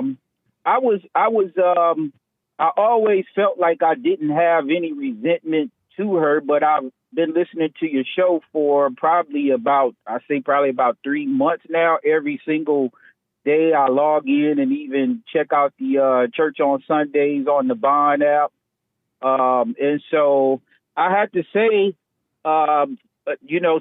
since the first day that I've had a chance to listen to you, I have to say I've agreed with probably a lot or not most of everything that you say and recommend, and not all, but most. Because today, not all, but most. Not all, but most. Because today I said, "Oh no, Jesse, no, come on, Jesse, you hurt me a little bit today," but I realized that I should not be identifying with that feeling, and so I said I would just call you. And bring this Bud Crawford situation just to maybe give you a little bit of a different perspective on this particular topic. Is one of my other comments. He was pulled over, and I heard. Hold on. Let me just tell the people who you're talking about. I played a soundbite earlier this morning about a boxer by the name of Terence Bud Crawford, and he was pulled over by the cops, and it's just been messy. Go ahead. Yeah, and then he just won this next championship belt or something. But I wanted to kind of just bring something to your attention. I don't know Bud Crawford personally, and I follow boxing to a certain extent. I've always had a boxing kind of mentality since, back Sugar Ray and Tommy Hearns and those things. But a lot of things that I've always heard about Bud is that he is really a good man. What he's been able to do for his city that he's from in Omaha, Nebraska, the way he's been able to grow up and pretty much stay out of trouble, even though as a kid he did probably some things that he shouldn't have done. But from what I've gathered as far as his professional fighting career, he loves the Lord. From my understanding, he gives him credit for everything that he's been able to accomplish in his life. He's a married man, faithful, doesn't drink, doesn't smoke. He preaches work and work ethic, staying out of trouble, doing the right thing. So from what I've gathered about him, he's a good man. And actually, like I said, the city of Omaha has given him the key to the city. And I know that these keys to the city have been given out to other celebrity figures, and seems like, these type of things happen. But because of time, what does that have to do with him being stopped by the cop and allegedly having a gun in his car and things went down? What does that have to do with what you're saying about him? So I think what I'm trying to shine a light on is not all, but most black people, when they get pulled over by the police, sometimes they do encounter what could be an evil cop. That's just a human. Just because he's a police officer does not make him a good person. He could still be evil. So that could be why he felt the need to pull his weapon, and pretty much just for what you described is what black people have done. They get pulled over, they act out, they do all of these different type of things, right? Yes. And so we do realize that is a big issue within the black community. but not all, not all, not all. And we have to focus on the not all. We got Bud Crawford, who has a reputation of being a good man. But if that for Bud, whatever it was a good man, and he was stopped by the cops, and the cop pulled the gun, whatever happened, he will understand because he know how difficult it is for the cops when they have to deal with the blacks. So Bud would understand that and just follow the orders without complaining about them. Yeah, he probably does understand, just like So I then do. why is he complaining then? We haven't heard him complain at all. I think the soundbite that you played was his security guard right. that said that whatever the story was contradictory to what the officer had really reported. But why didn't Bud tell his worker, you know what, leave that alone?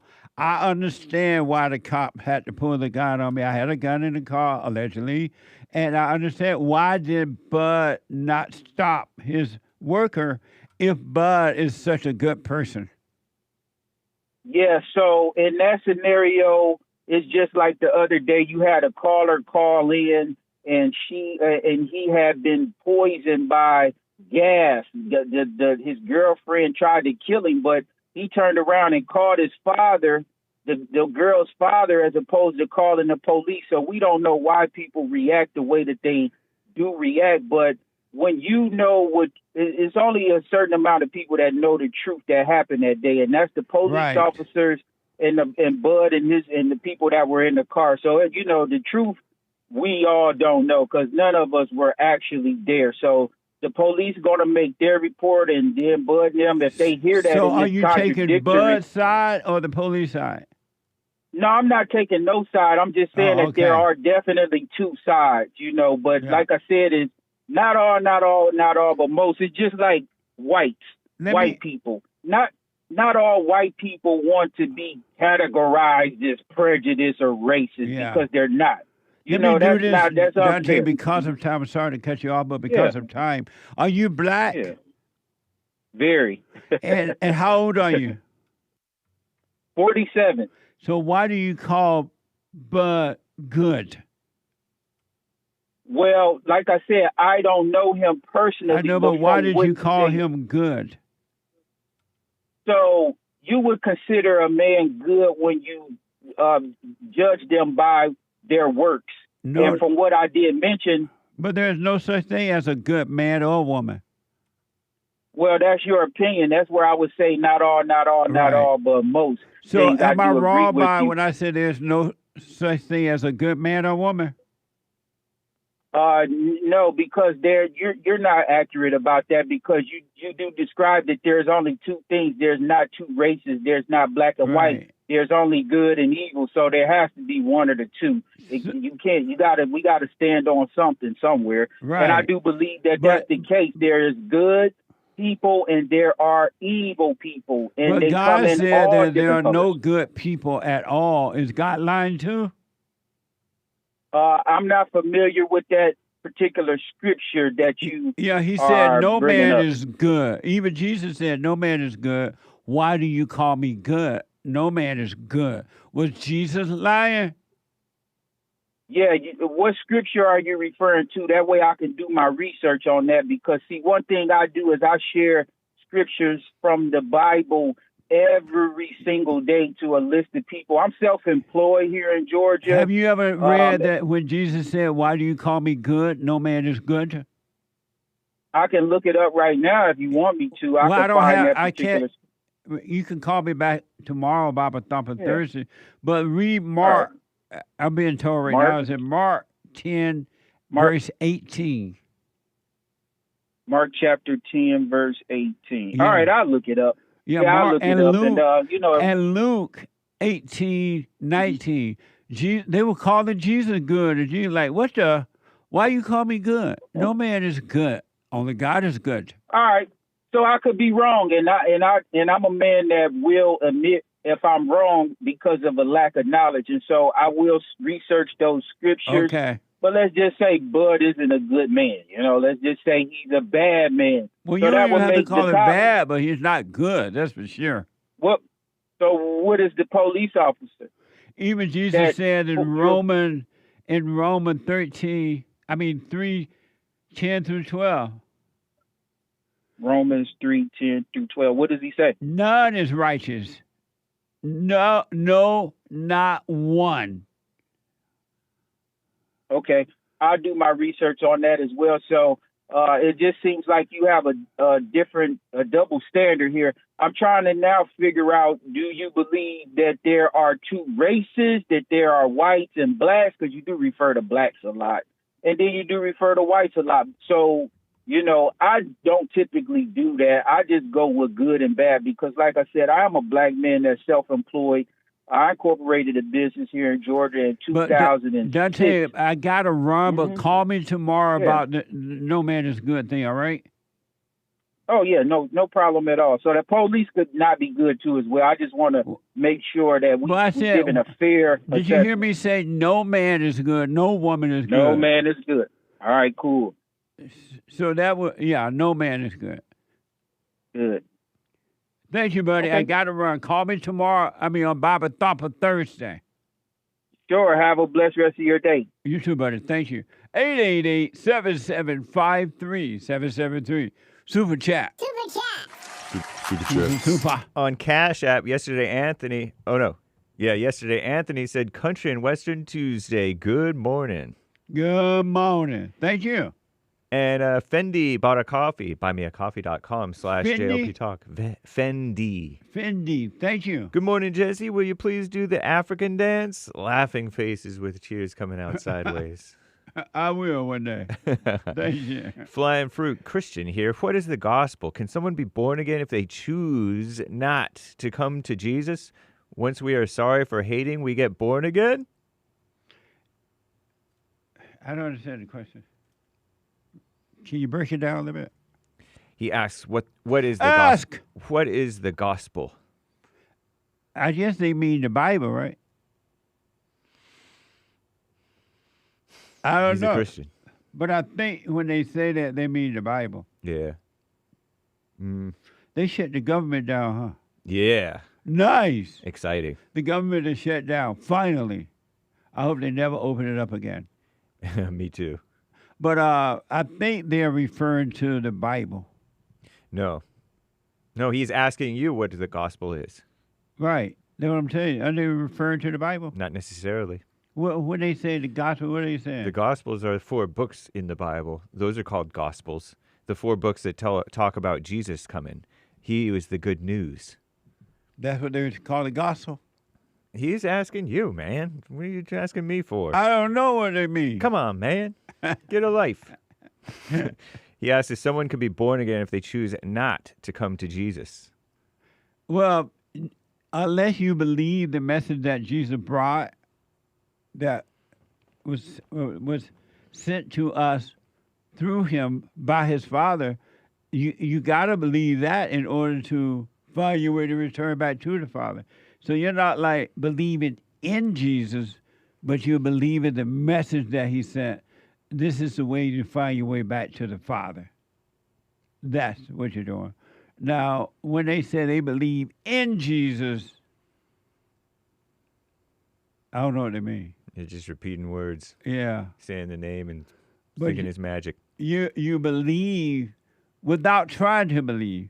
You see and understand the message that the Son brought from the Father, telling us, hey, here's what's going on.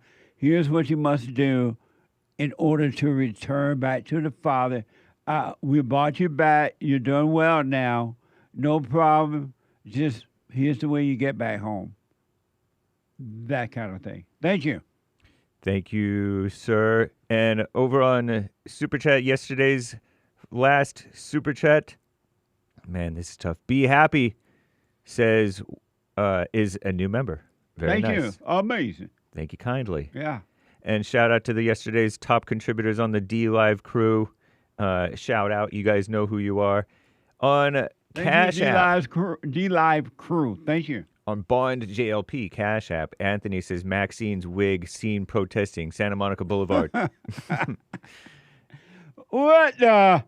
Amazing. Thank you. And Jay Lynn gave a cash app and says 1. Thank you, Thank sir. you, Jay Lynn. Amazing. Or Jalen. Not sure which. Pardon my butchering of the name. Kevin says, may we be blessed.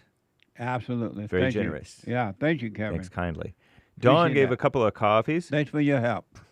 Thank you, Don. Dawn says, when you stop consulting with stop consulting with thoughts, do you mean just to stop trying to be smart and be dumb, as the world would say?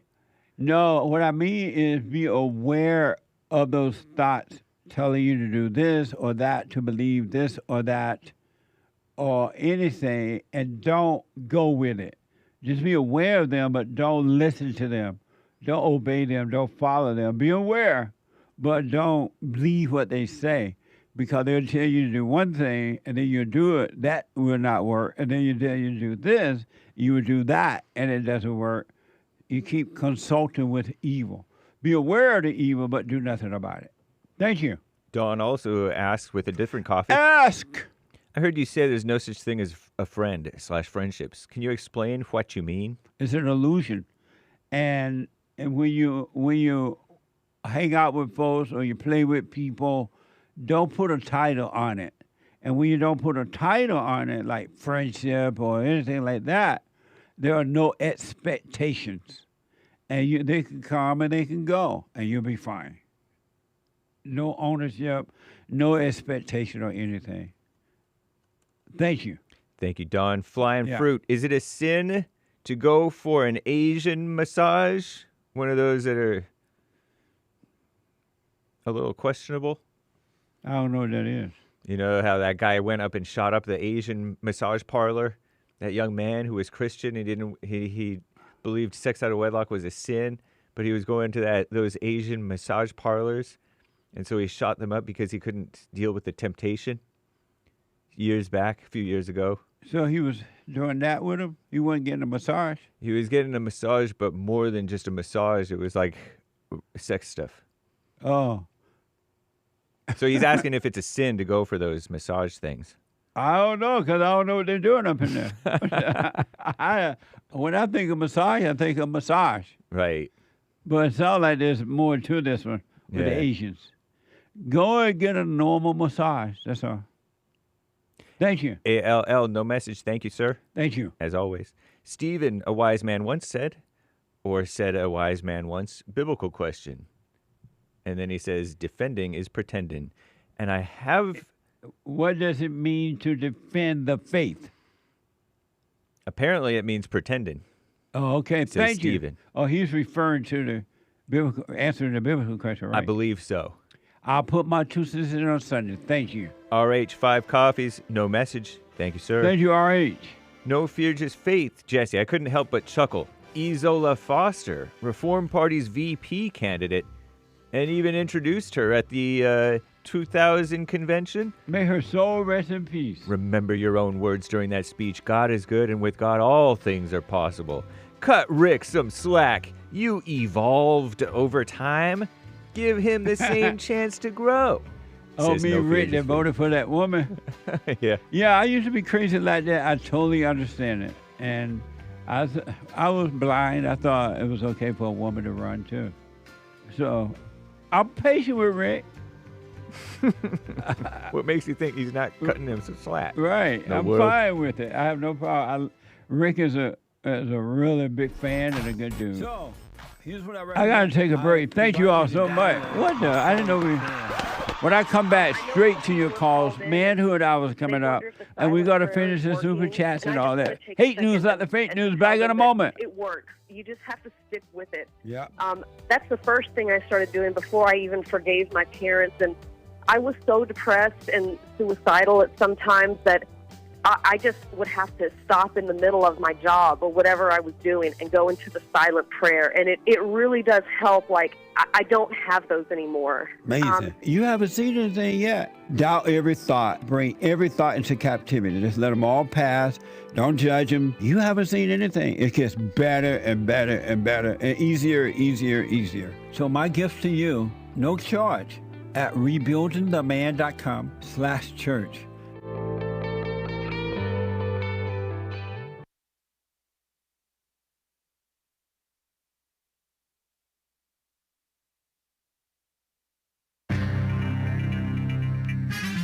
all kinds of mess going on in the world. Like you wouldn't believe. Twin hurricanes, they're calling them. I think that's fake news. They're probably not twins.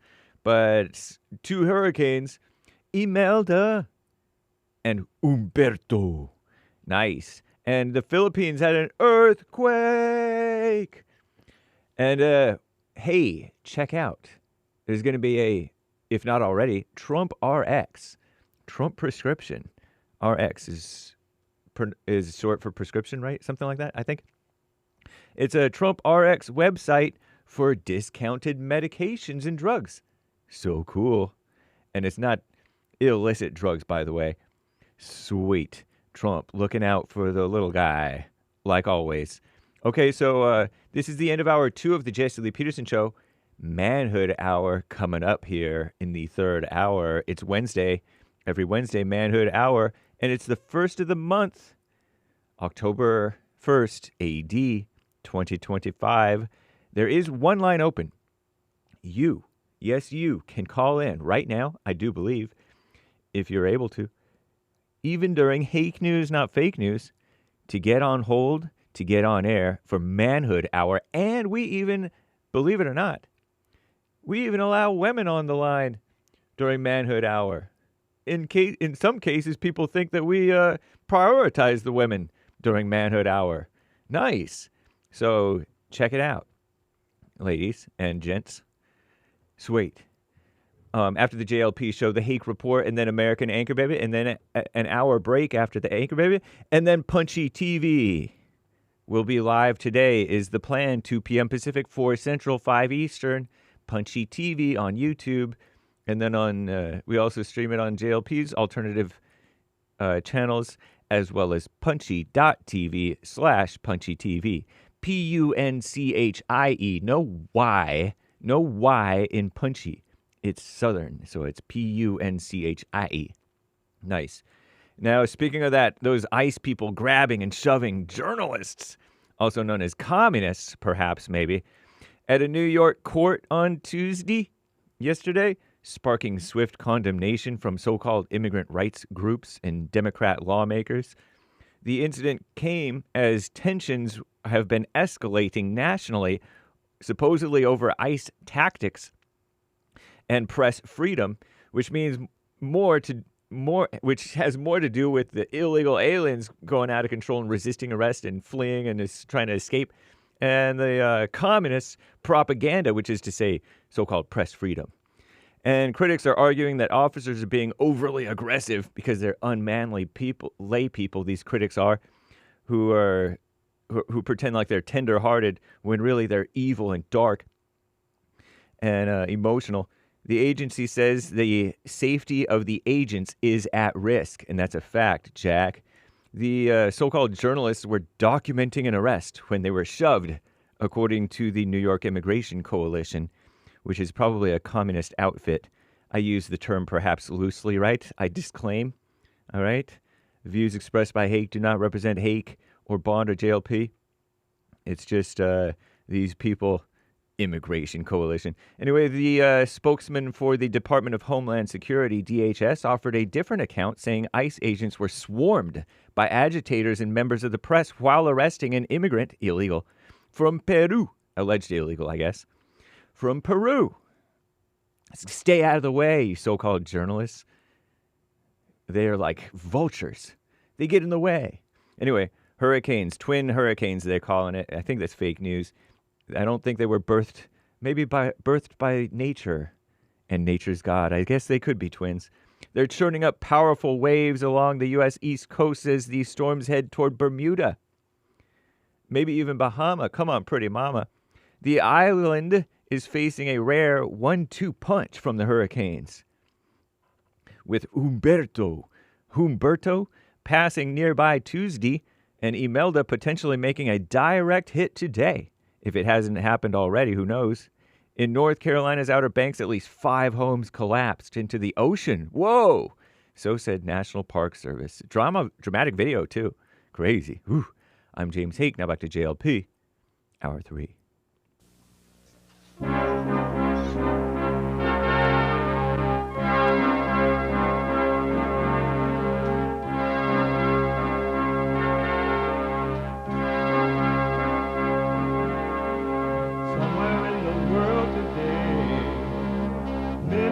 to stand up strong, think the truth about themselves, to understand what went wrong. I know we can find a way. I know we can find a way. I know we can find a way to stand up, stand up, stand up.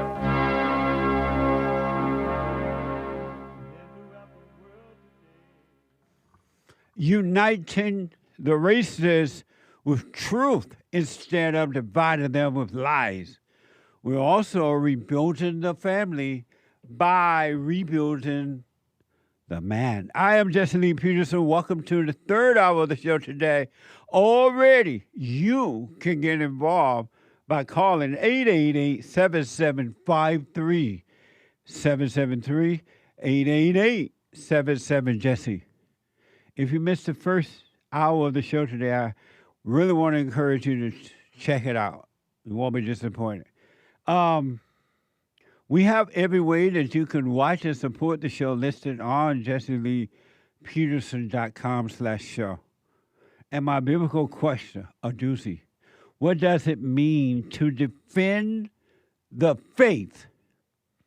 I want to know I hear it a lot, and I've been hearing a lot lately, even more so. Oh, you're defending the faith. You died defending the faith. You were beat up defending the faith.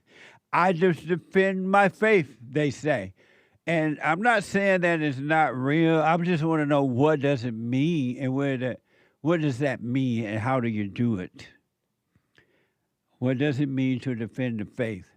To donate and have your comments read out loud, go to buymeacoffee.com/JLP Talk. Buymeacoffee.com/JLP Talk, or Bond JLP Cash App. Bond JLP Cash App. All right. It's Wednesday. And the last hour of every Wednesday show, I just realized I saw it earlier. We have the Thanksgiving background. That's nice. Is it Thanksgiving already?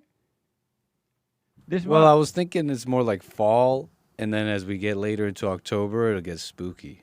And then back into Thanksgiving. And so for right now, this is a fall look. Yeah. Oh. Autumn is here. Nice. Amazing. Thank you. It is Wednesday, the last hour of the show, and every Wednesday is Manhood Hour. What is a man? What is a man? It's an adult human male. Manhood. Hillary or President Trump? I voted for Hillary Clinton. Beta male. A man is a male who turns to man. Alpha male. Live right, be right, and lead the way. You got a mama with it. What the? I guess that is mama. Who is that? White. Who would have thought that a kid from South Jamaica, Queens, with learning disabilities I did not know that. could one day become the mayor of the greatest city in the world? I'm proud of the leadership team we built, appointing the first Dominican, Indian, and Filipino deputy mayor, first woman to serve as fire commissioner, first Korean commissioner at Small Business Services, the first Jewish woman to head the NYPD intelligence division. Put women in charge. It just keeps getting worse. That mattered to me because at my core, I'm still Govt Adams' son. What the? I hadn't seen all that. The Anchor Baby put that together, Nick. Amazing. Before I go back to the callers, I just found this out today from AOL, and my producer told me about it. A hard-up Detroit man who was surprised with $100,000 for being nice to an influencer was later kidnapped, beaten, and left tied up inside a burning car for some of his own, or by some of his own relatives, trying to steal his windfall. Watch this from Fox 2. My life just changed overnight. 1 minute, 60-year-old Curtis Dixon was receiving $100,000 for a good deed. We need more people like Curtis in this world. A week and a half later, last Monday, witnesses say Dixon was hogtied in his burned-out SUV on Detroit's east side. I woke up, I'm like, what's going on? He survived. Sources say there are some inconsistencies in Dixon's story, but he claims he met someone in the area of Mount Elliott in Nevada. From there, he was kidnapped, driven to ATMs to pull out money, then beaten, tied up, and his car set ablaze. Several days into this investigation, the feds picked up the case from Detroit police. The ATF now investigating this as a possible arson, kidnapping, and extortion. And hopefully they catch whoever did it to him, because we don't want that in our neighborhood. Last month, Dixon was gifted $100,000 from MD Motivator. He's a famous YouTuber who rewards good deeds with dollars. MD Motivator posing as a blind man in need in this viral video. I'll have a couple bucks when I come out here. I'm going to find my wedding ring, man, but I just shut up yesterday, man, but I'll have a couple bucks. Are you sure? Yeah, I'll give you a couple bucks. Thank you, man. Bless you. Dixon offering what little money he had to help. Even in my neighborhood, people know me now. People that didn't know me now. I bet they do it $100,000. What the? They all know you now. And here's what the reporter said about the inconsistency in the man's story. This is from Fox as well. Fox 2. And as I follow this story, it seems that the missing pieces here that those feds will have to piece together is exactly what happened relative to those inconsistencies in the story. Any more you can tell me about that? Well, we do know there's some video that police were able to use that placed at least Curtis, or what appeared to be Curtis, at some of these ATMs, possibly against his will. And if you remember, too, there were witnesses that say he was tied up in this SUV and that they rescued him. So there are some parts of this story that are definitely true. It's just a matter of placing it all together. Sometimes, though, these unbelievable stories, they end up panning out. So we will see. Amazing.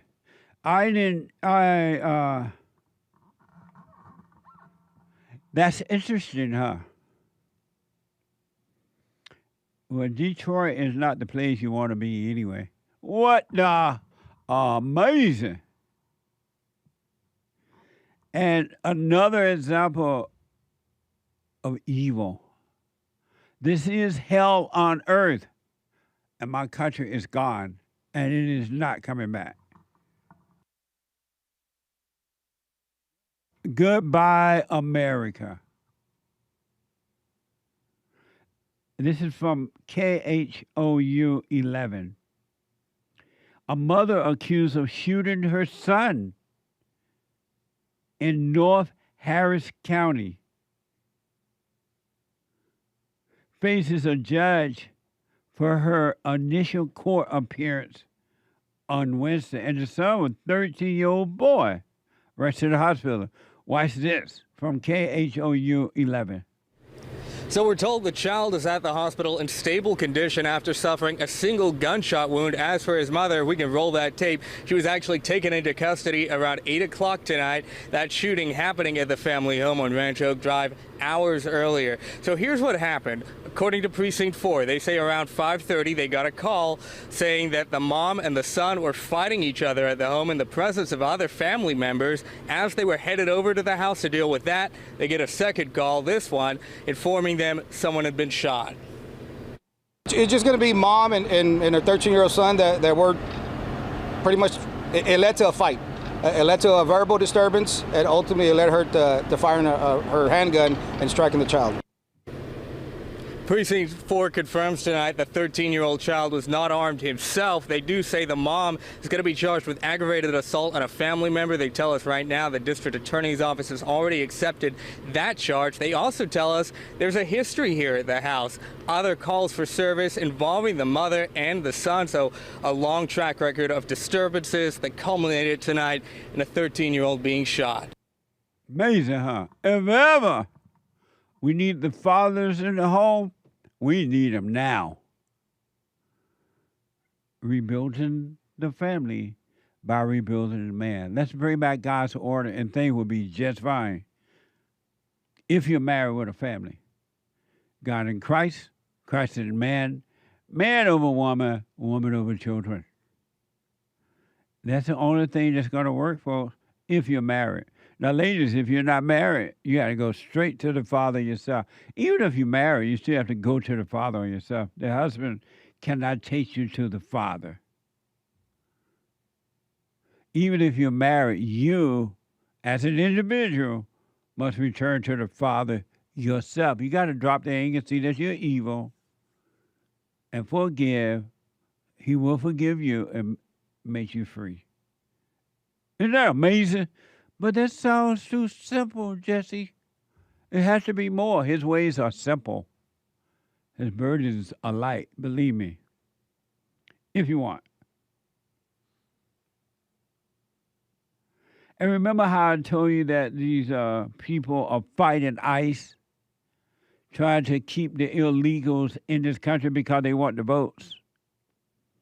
It's a mess, too. WGN-TV is reporting 5 people are facing federal charges following a weekend protest outside of ICE processing center in Broadview.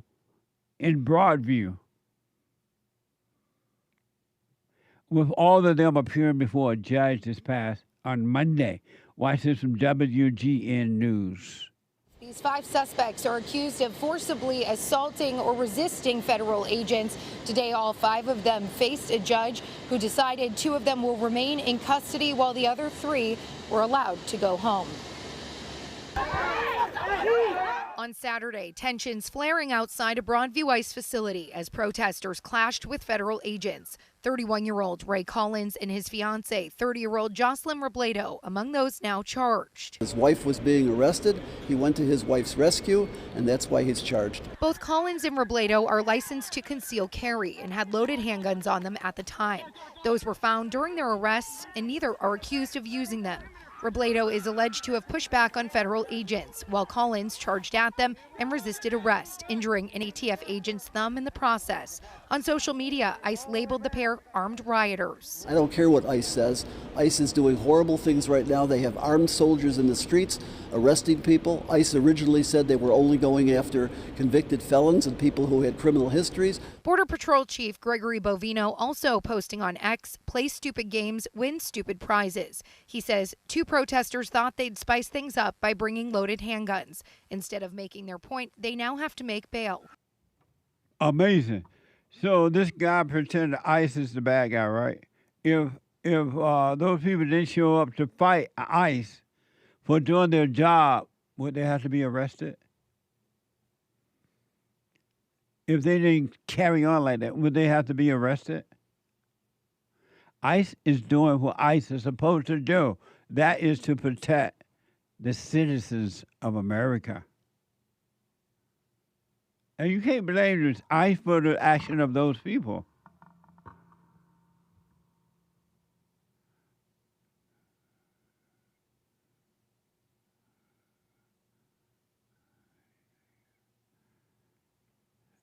And I don't believe, they said that ICE was going after felons, right?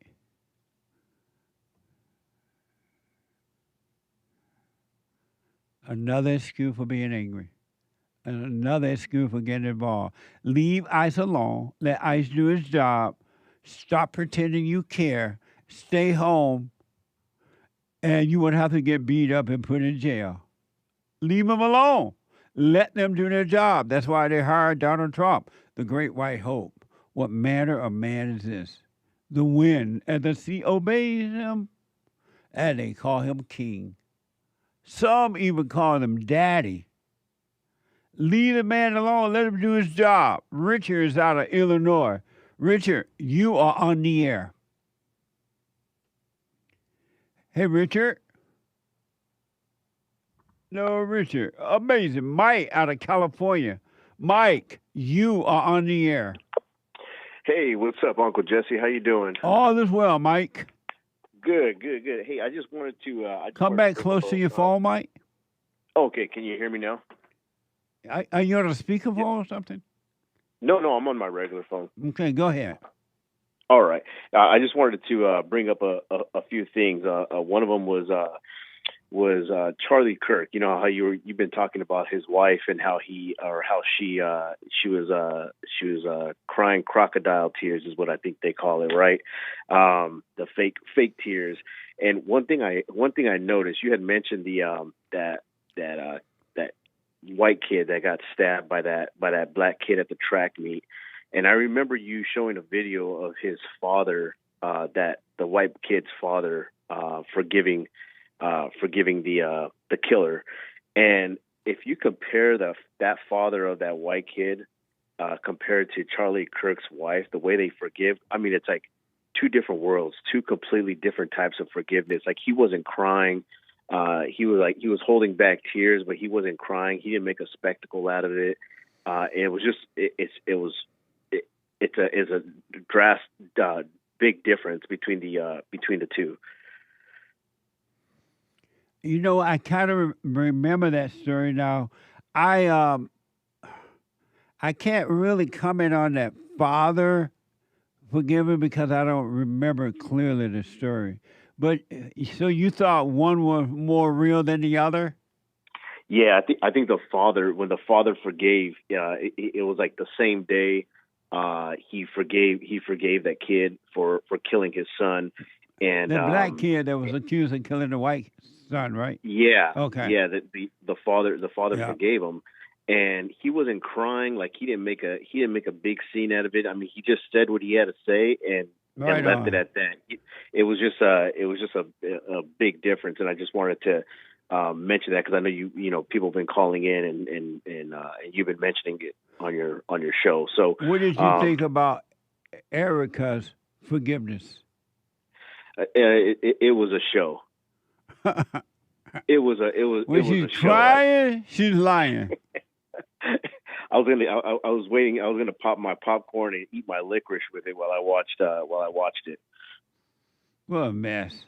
Amazing. Yeah. One other thing I wanted to mention or ask you about was the JLP doll.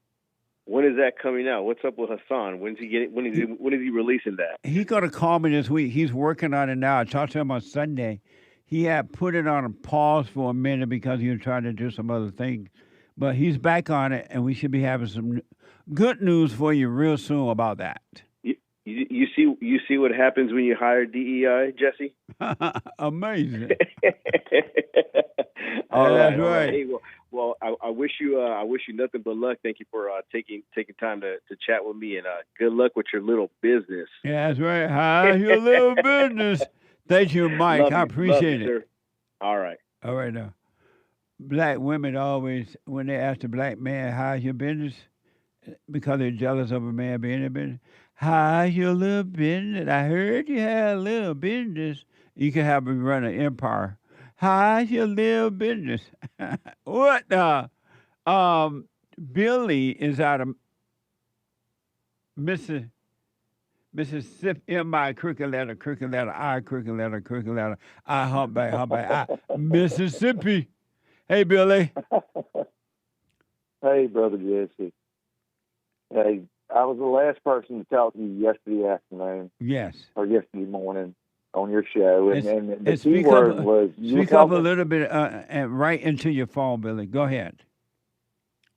You were talking to a man, and all he said was, I. You remember that, don't you? Never ask a black man if he remembers. Why not? Because I don't remember that now. Okay. All right. I talked to you yesterday, and the key word was I. The man constantly referred to I. Well, that's a caller from yesterday? Yes. Okay. No, I don't remember that. Go ahead. Go ahead, Billy. I'm here. Go ahead. I made a mistake by putting my faith in a woman. and my life is not where it should be because of that. You put your faith in a woman. How did you do that? Because I chose her, and I didn't do what I'm supposed to do as far as being a person. Oh, okay. A man. I'm not.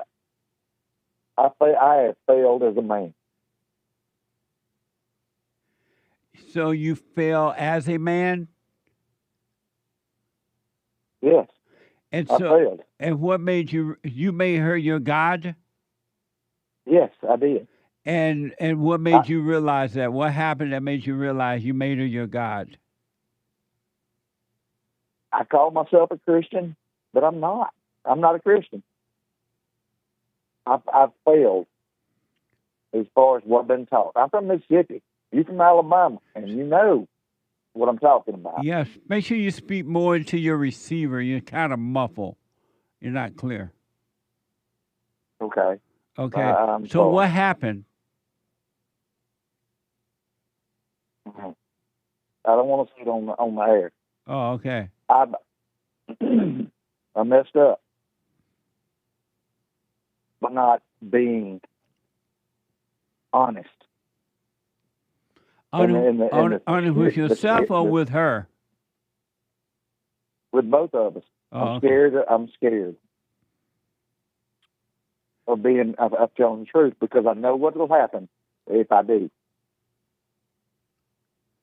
You're afraid of telling the truth because something may happen? Yes. Something bad? Yeah. Well, bad according to... Yes. And what may happen? I don't want to die and go to hell. You don't want to die and go to hell? No, I don't want to go die and go to hell. And why do you think you may die and go to hell? Because it's telling the truth. If you and told what is the truth? If you told the truth, you may die and go to hell? Yes. And how is that going to put you in hell? I don't know. So why do you think you may die and go to hell?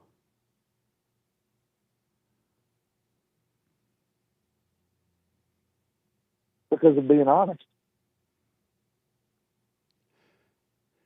I don't quite know what you're saying, Billy, so I can't respond because I don't know what you're saying and what you mean. You're speaking in circles or code. Are you able to... No, I'm not. But why are you... but you're already in hell because you're afraid of dying and going to hell. You're right. I've been listening to you for a couple of years, and you speak more truth than even my preacher or preachers. And my preachers, I've reached out to them, and guess what? They don't respond back to me. They will not respond back to me. Did you do something like really bad or something? Sir? Did you do something really bad? No. Well, why are you afraid of going to hell then? Why are you afraid of going to hell? Because I don't want to go to hell. Oh, you want me to tell you how to be in heaven? Yes, sir. Stop judging whatever happened. Don't call it you.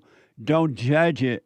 Just realize you were not able to see at the time and something else was driving you to make you be that way or do that. And don't call it you and you'll be fine. Because God is not, whatever it is, I promise you, God is not holding it against you at all. Why are you doing what you do? What do you mean? You make more sense than most people. You make a lot of sense. Does that make sense? That's scary. That's scary. And I'm afraid of the truth. And when you say you are afraid, who are you? I'm nobody. I'm sorry? I'm nobody. So how can you be afraid then? Because I'm scared. But how can you be scared if you're nobody?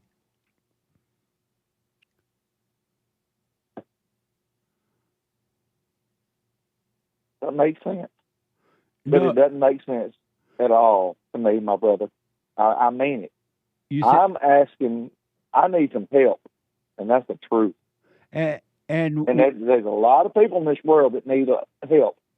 And so your question? I'm scared of it. I'm sorry. You're afraid of what? I'm afraid of being me. Of being you? Yes. Because I know who I am. You know who you are? No, I don't. And I'm scared. And so your question for me is what? I don't have a question. I'm just a man that needs help. You want me to tell you how? Want me to tell you how not to be afraid of being you? Tell me, please. Stop believing whatever thoughts are telling you about any situation. They're lying to you. Those thoughts are not your own. They're not from God. They're not you. So stop calling them you and stop believing them, and I promise you, you'll be free. And thank you for saying that. I'm listening to you, and I trust that. So stop listening. I don't trust anybody. I don't trust anybody, Brother Jesse. But what you say makes a lot of sense, and I want to believe that. I want to believe that. Well, whatever thought you're having about whatever happened, let that pass, and you would see that God is with you, and you'll be fine. And don't put on this false guilt of whatever happened, because you couldn't see. It wasn't you. If you had been able to see, if you were not blind, you would not have done whatever happened. And so it wasn't you. It was this thing working through you. Stop calling it you, so you can overcome that false guilt. You're not guilty because it wasn't you. And why am I scared? Why am I afraid? But you are not afraid. It's the thing in you that is afraid. The demons inside of your mind and emotions are afraid. It's impossible for the real you to be afraid. In you, the real you, there is no fear. It's the fake you that's afraid. So I'm a fake person. Every human being is a fake person. Every human being. Until they wake up, they're fake. Nothing is real about them. Well, you know what? I listen to Brother Hake also. Hey, the Hake news, not the fake news. I listen to him also. Right on. But please pray for me. I am. You don't know me. You don't know me. Yeah, I don't need to know you to pray for you. I'm scared, Brother Jesse, because I don't know what to do anymore. Let me ask, do you want private counseling? Oh, I'm gonna get counseling from you. Okay. There's no doubt about that. Call the office and set up a private session. That way I can understand more of what's going on. All right. I know. Your counseling is the best news under heaven. Yes. I know that. Well, call the office 888-7753. No, that's not it. But everybody that's listening to you, everybody that is listening to you, they really, excuse me, they really need to ask themselves, who am I? Who are you? Well, they really need to know, because I promise you, you're telling the truth, and I know it. Bill, hold on, buddy. Hold on. Let me take a quick break. Hold on. The treasure chest is now open on D Live and scratch off on Pure.net. Back in a moment. Get a loan from the bank, or if you don't have a 5-year plan, or if you don't do this, and it's just simply not true. It's the first step. With faith, then all things are possible. So, but the most important thing is to return to the Father. That yearning that you have, that emptiness, that void, is not for more stuff. It's not for more friends. It is a return to the Father, because there's no way you can return to God and be angry at your earthly father. So thank you all so much, right? People around the world donated to Bond at rebuildingtheman.com, or they call 800-411-2663, and we're still committed to pointing the right way for men and women to return to the Father.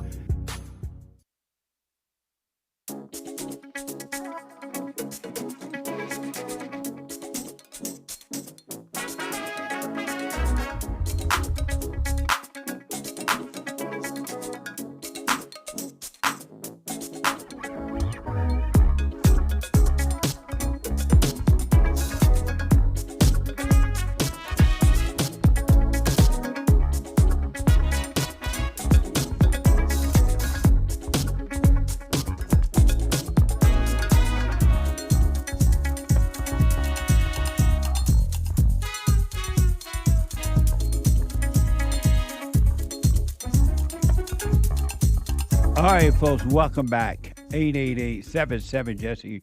The Hake Report is coming up at the top of this hour. The Hake, H-A-K-E report.com from 9 to 11 a.m. Pacific time. And after the Hake Report, the American Anchor Baby. Giving back, showing appreciation for what has been given to him by God. Energy all over the place. At 11 a.m., from 11 to 1 p.m. And then at 2 p.m., Punchy TV. Punchy, P-U-N-C-H-I-E, Punchy TV. Punchy.tv. You don't want to miss a brand new episode today.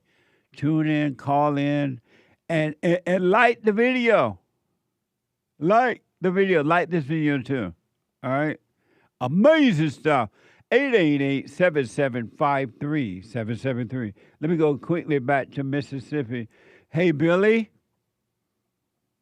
Hey, Brother Jesse. So call and set up a private counseling. That way I can, and I understand you don't want to put your business on this radio and out there. That's fine. But call the the office, and set up a counseling appointment, all right? I'm going to do that, but I'm going to tell you, I'm going to be honest. I've talked to 2 white preachers who are supposed to help me and help me get guidance. But I talked to a black pastor yesterday who was stupid honest with me, and in ways that you have talked about, and it's messing with my mind. And that's the truth. Oh, I'm being honest. If I'm not being honest, I'm a liar. No, I believe. How old are you, Billy? 52. Yeah, you'll be fine. Don't worry, you'll be fine.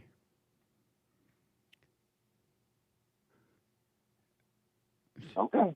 So call the office. You have the number to the office, right? Yes, sir.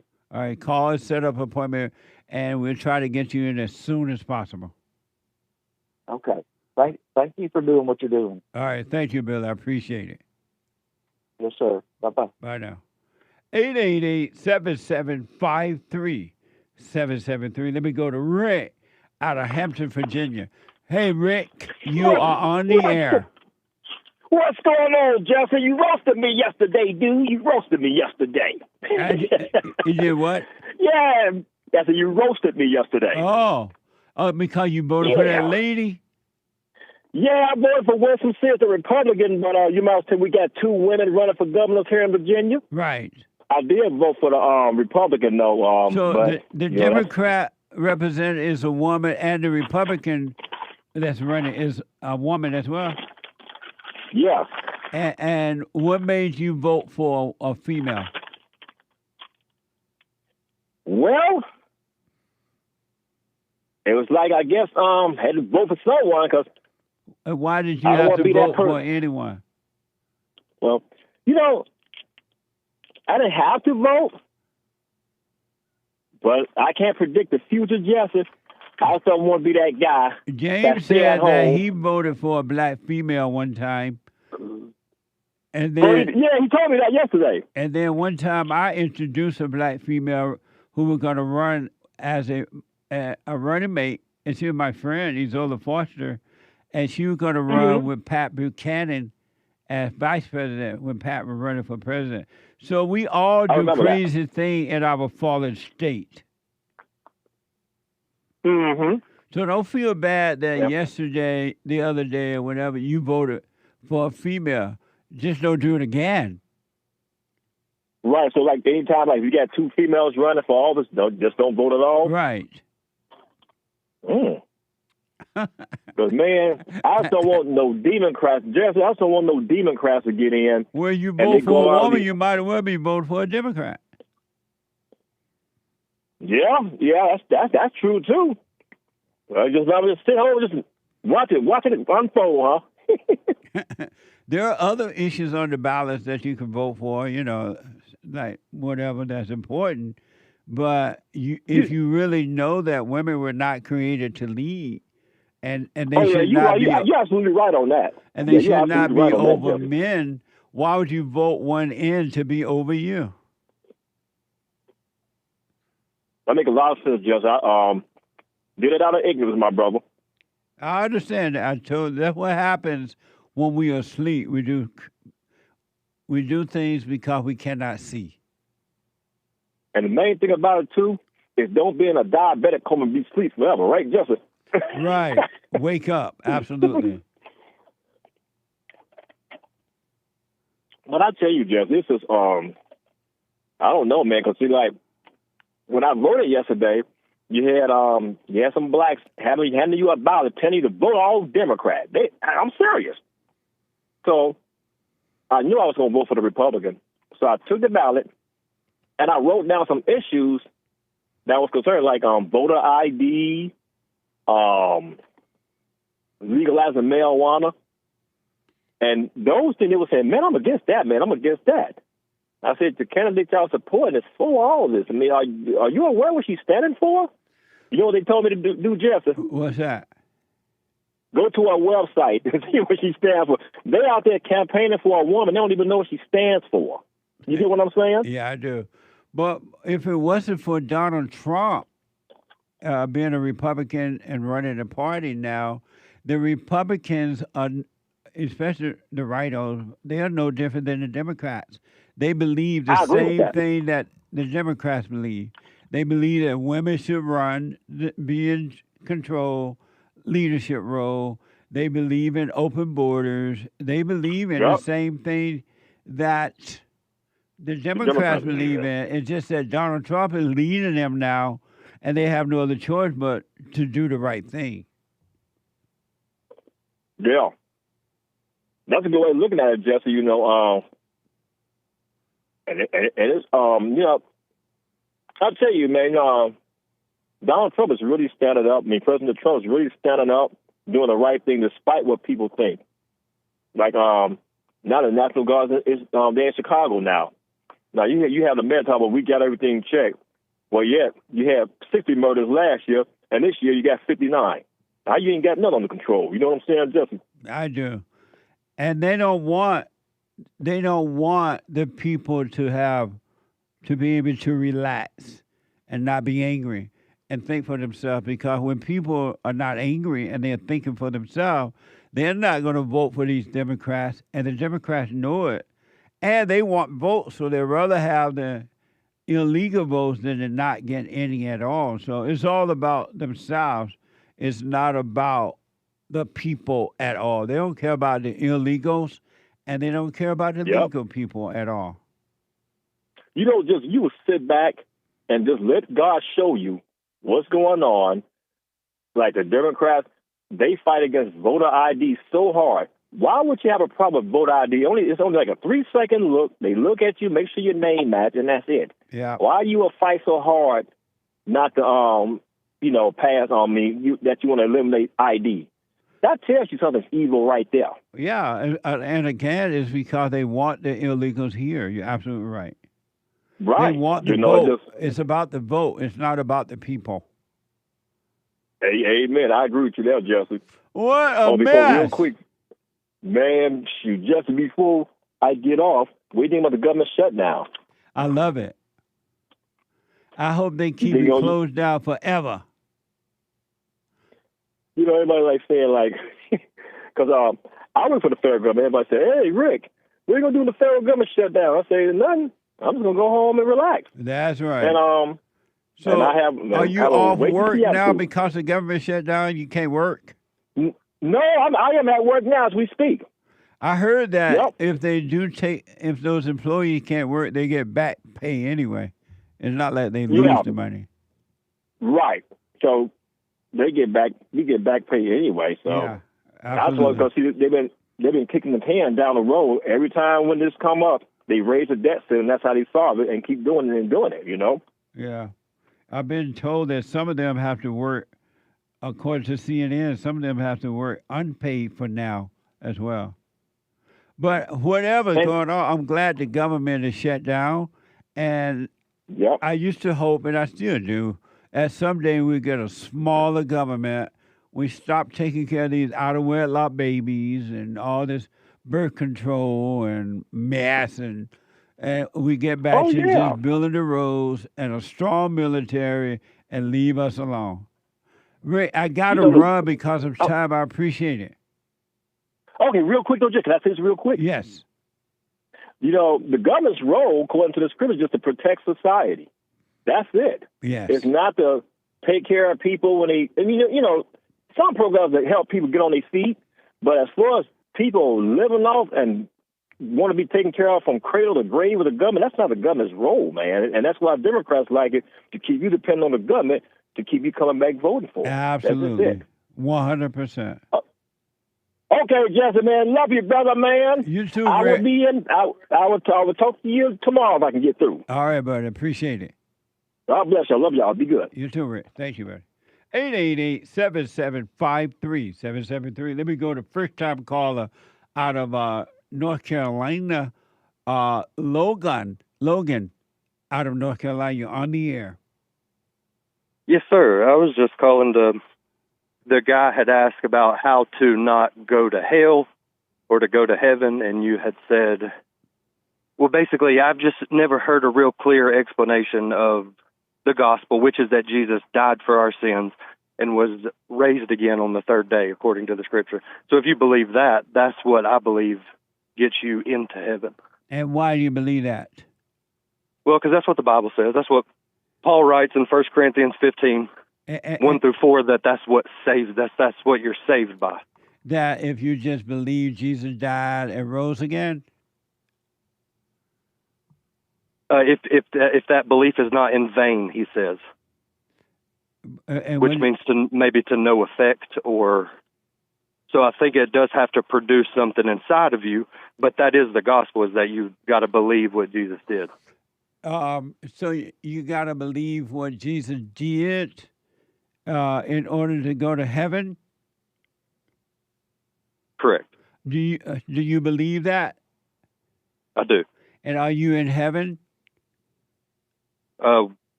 When you die, you'll be resurrected like he was.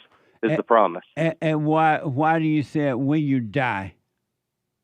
Well, when you leave this body, this is just a terrestrial dwelling place that you're here for a short time. But when you die, you got eternity ahead of you. Where did you get that from? That when you die, that's when you get it. From the Bible. What does it say about when you die? In that same chapter, 1 Corinthians 15, at the end of it, he talks about when he'll... I don't have my Bible on me and I'm on my phone, but it's pretty clear that when you live, that when you die is when you go to eternity. But I'm kind of confused at what you're asking me. I'm asking you, where did you get the idea that if you believe in God and Jesus, confess your sin and believe in Jesus that he died and rose. When you die, you're going to go to heaven. Where'd you get that part from? Okay, you're just implying that you can be there now. No, I'm asking a question. You are there now. I believe you because we're seated in heavenly places I know, with but I'm Christ. asking you a question. Hey, Logan, where'd you get that idea about when you die, if you believe what you just said, when you die, you're going to go to heaven? Where'd you get the part from when you die, you're going to heaven?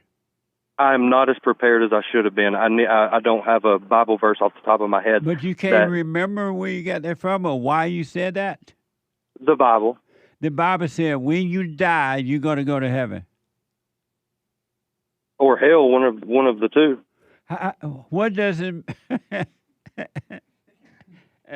So if you believe Jesus that he died and rose, when you die, you're going to go to hell or heaven? If you believe that, you'll go to heaven. So what does it mean? Do you ever defend your faith? To defend my faith. I've heard this being talked about the last couple of days. Okay. Defend it to people who want to say that the Bible is not reliable. I guess that's where the first thought comes in mind is to walk around, to have a defense of why it is in your mind reliable. Let me ask first, do you ever defend your faith? No, I don't. No. No. And why not? Because I'm instructed to tell people about my faith and then to go about my business. And what do you know what that means and what that mean and how do people defend their faith?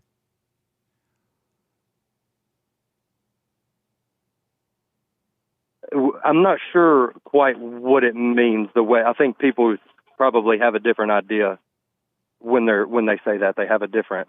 So you don't know what that means either, right?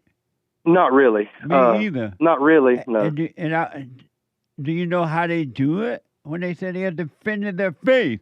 How are they doing it? Well, hopefully not crusade style. I mean, hopefully just with peaceful dialogue. You know. Amazing. So you don't even know how they do it either, right? Not exactly. No. No, I guess not. Isn't that a mess?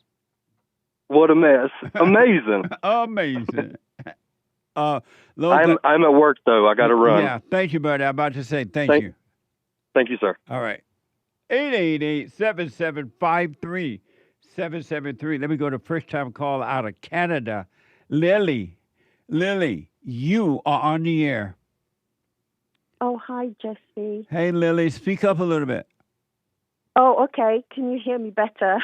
I can hear you better. Thank you. So, if I may, I was calling about the biblical question, and then I had a second question about anger. Okay. What does it mean to defend your faith? To be honest, I don't really know, but it's something I started thinking about some time ago.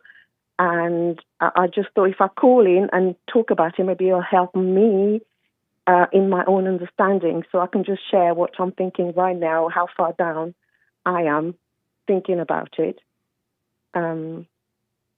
So I think it's got something to do with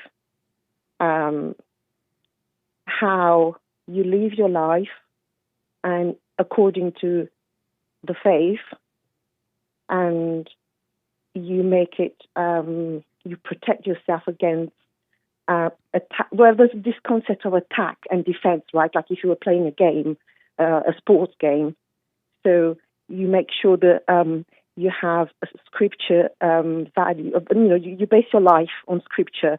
How you say grace, how you raise your kids, how you interact with other people, and all your actions and the way you live your life is according to the faith, so that you don't get corrupted by, other people or different ways of doing things that you have decided it's against your values. But before you Yes. And so that's because of time, that's what it means to live your faith? Yes, well, you have to decide. Defend your I faith? don't. Yes, and also which faith. So you have to decide which faith you're living according to. Are you a Christian? Yeah. Yes, I am. You sure? Yeah. And do you ever defend your faith?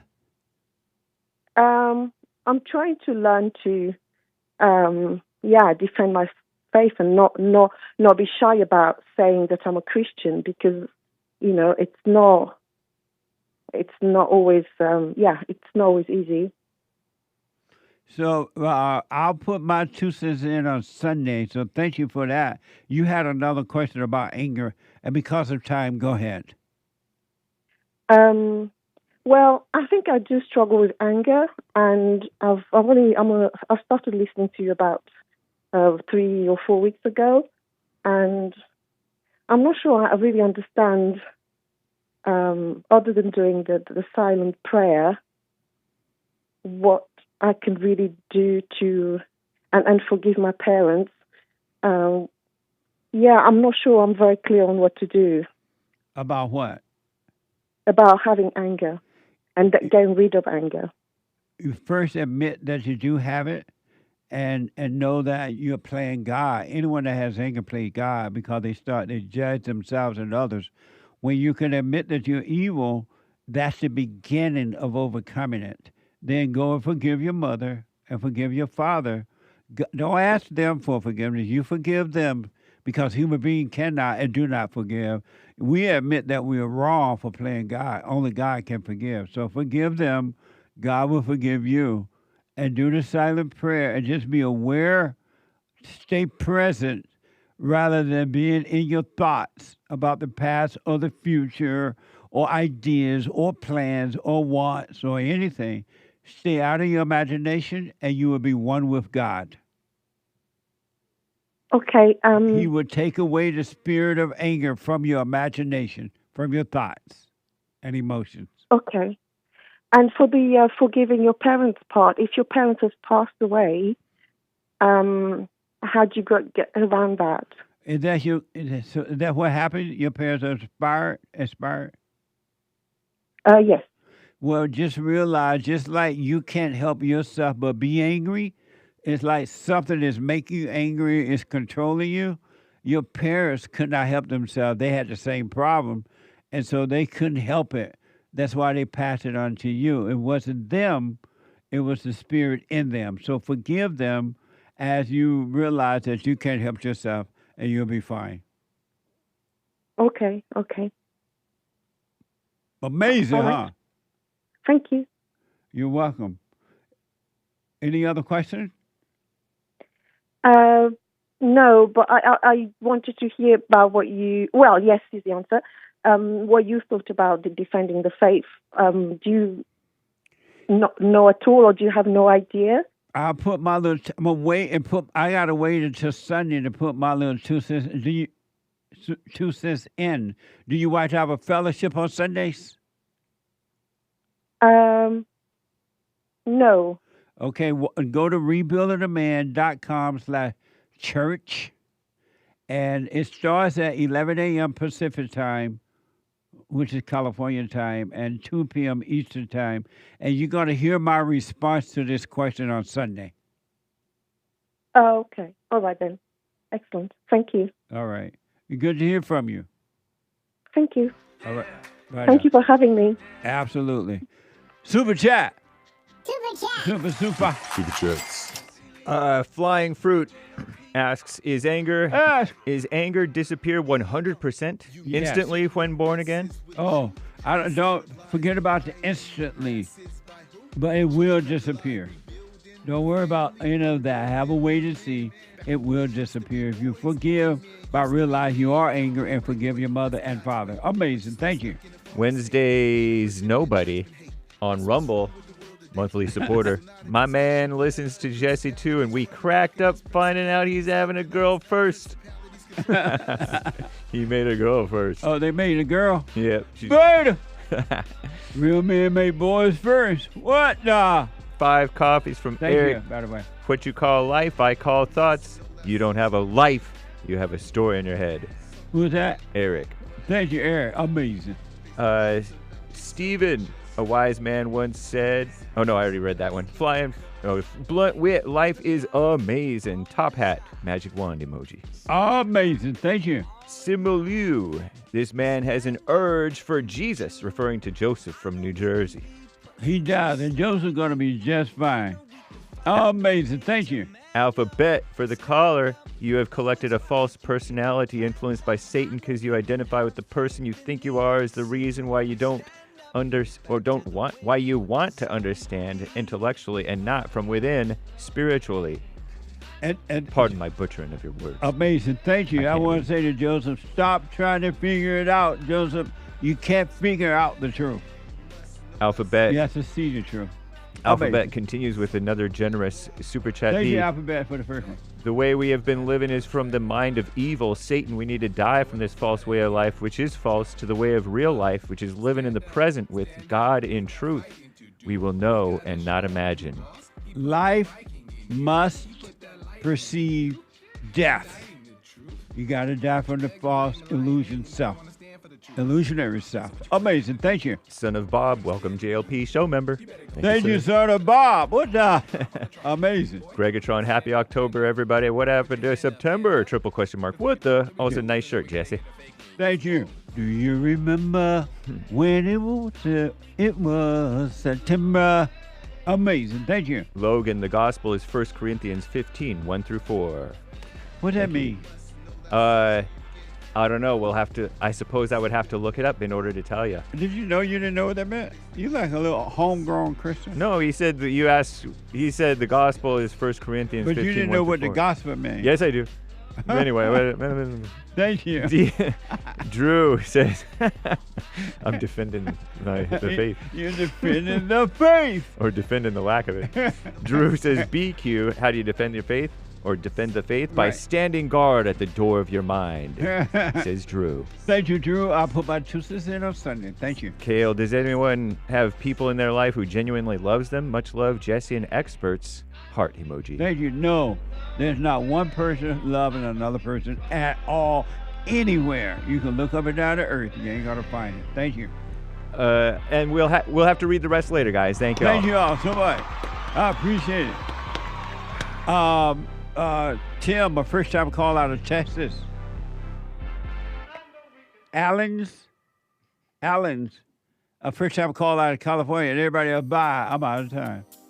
I didn't make it in time, huh? What the? The views, information, thoughts, and opinions expressed during this show are the individual's own and do not represent the views, thoughts, and opinions of the JLP Network or Bond. Their appearance on the program does not imply an endorsement of them or any entity they represent. The material and information presented here is for general information purposes only. The JLP Network and Bond name in all forms and abbreviations are the property of its owner, and its use does not imply endorsement of or opposition to any specific organization, product, or service.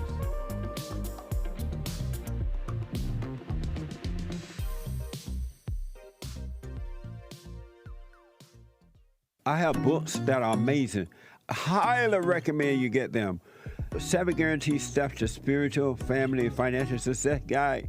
Even if you're not starting a business, but you have a job, or you're on welfare, it can help you if you do. Be doers of the word, all right? From rage to responsibility. From rage. That's what I write about in the first chapter, especially how I overcame. Scam. How the black leadership exploits black Americans. They are using them, and blacks are too willing to be used. And then my last book, The Antidote, Healing America from the Poison of Hate, Blame, and Victimhood. They are all amazing books, and they are helpful. Go to rebuildingtheman.com if you want an autographed copy, or call 800-411-2663.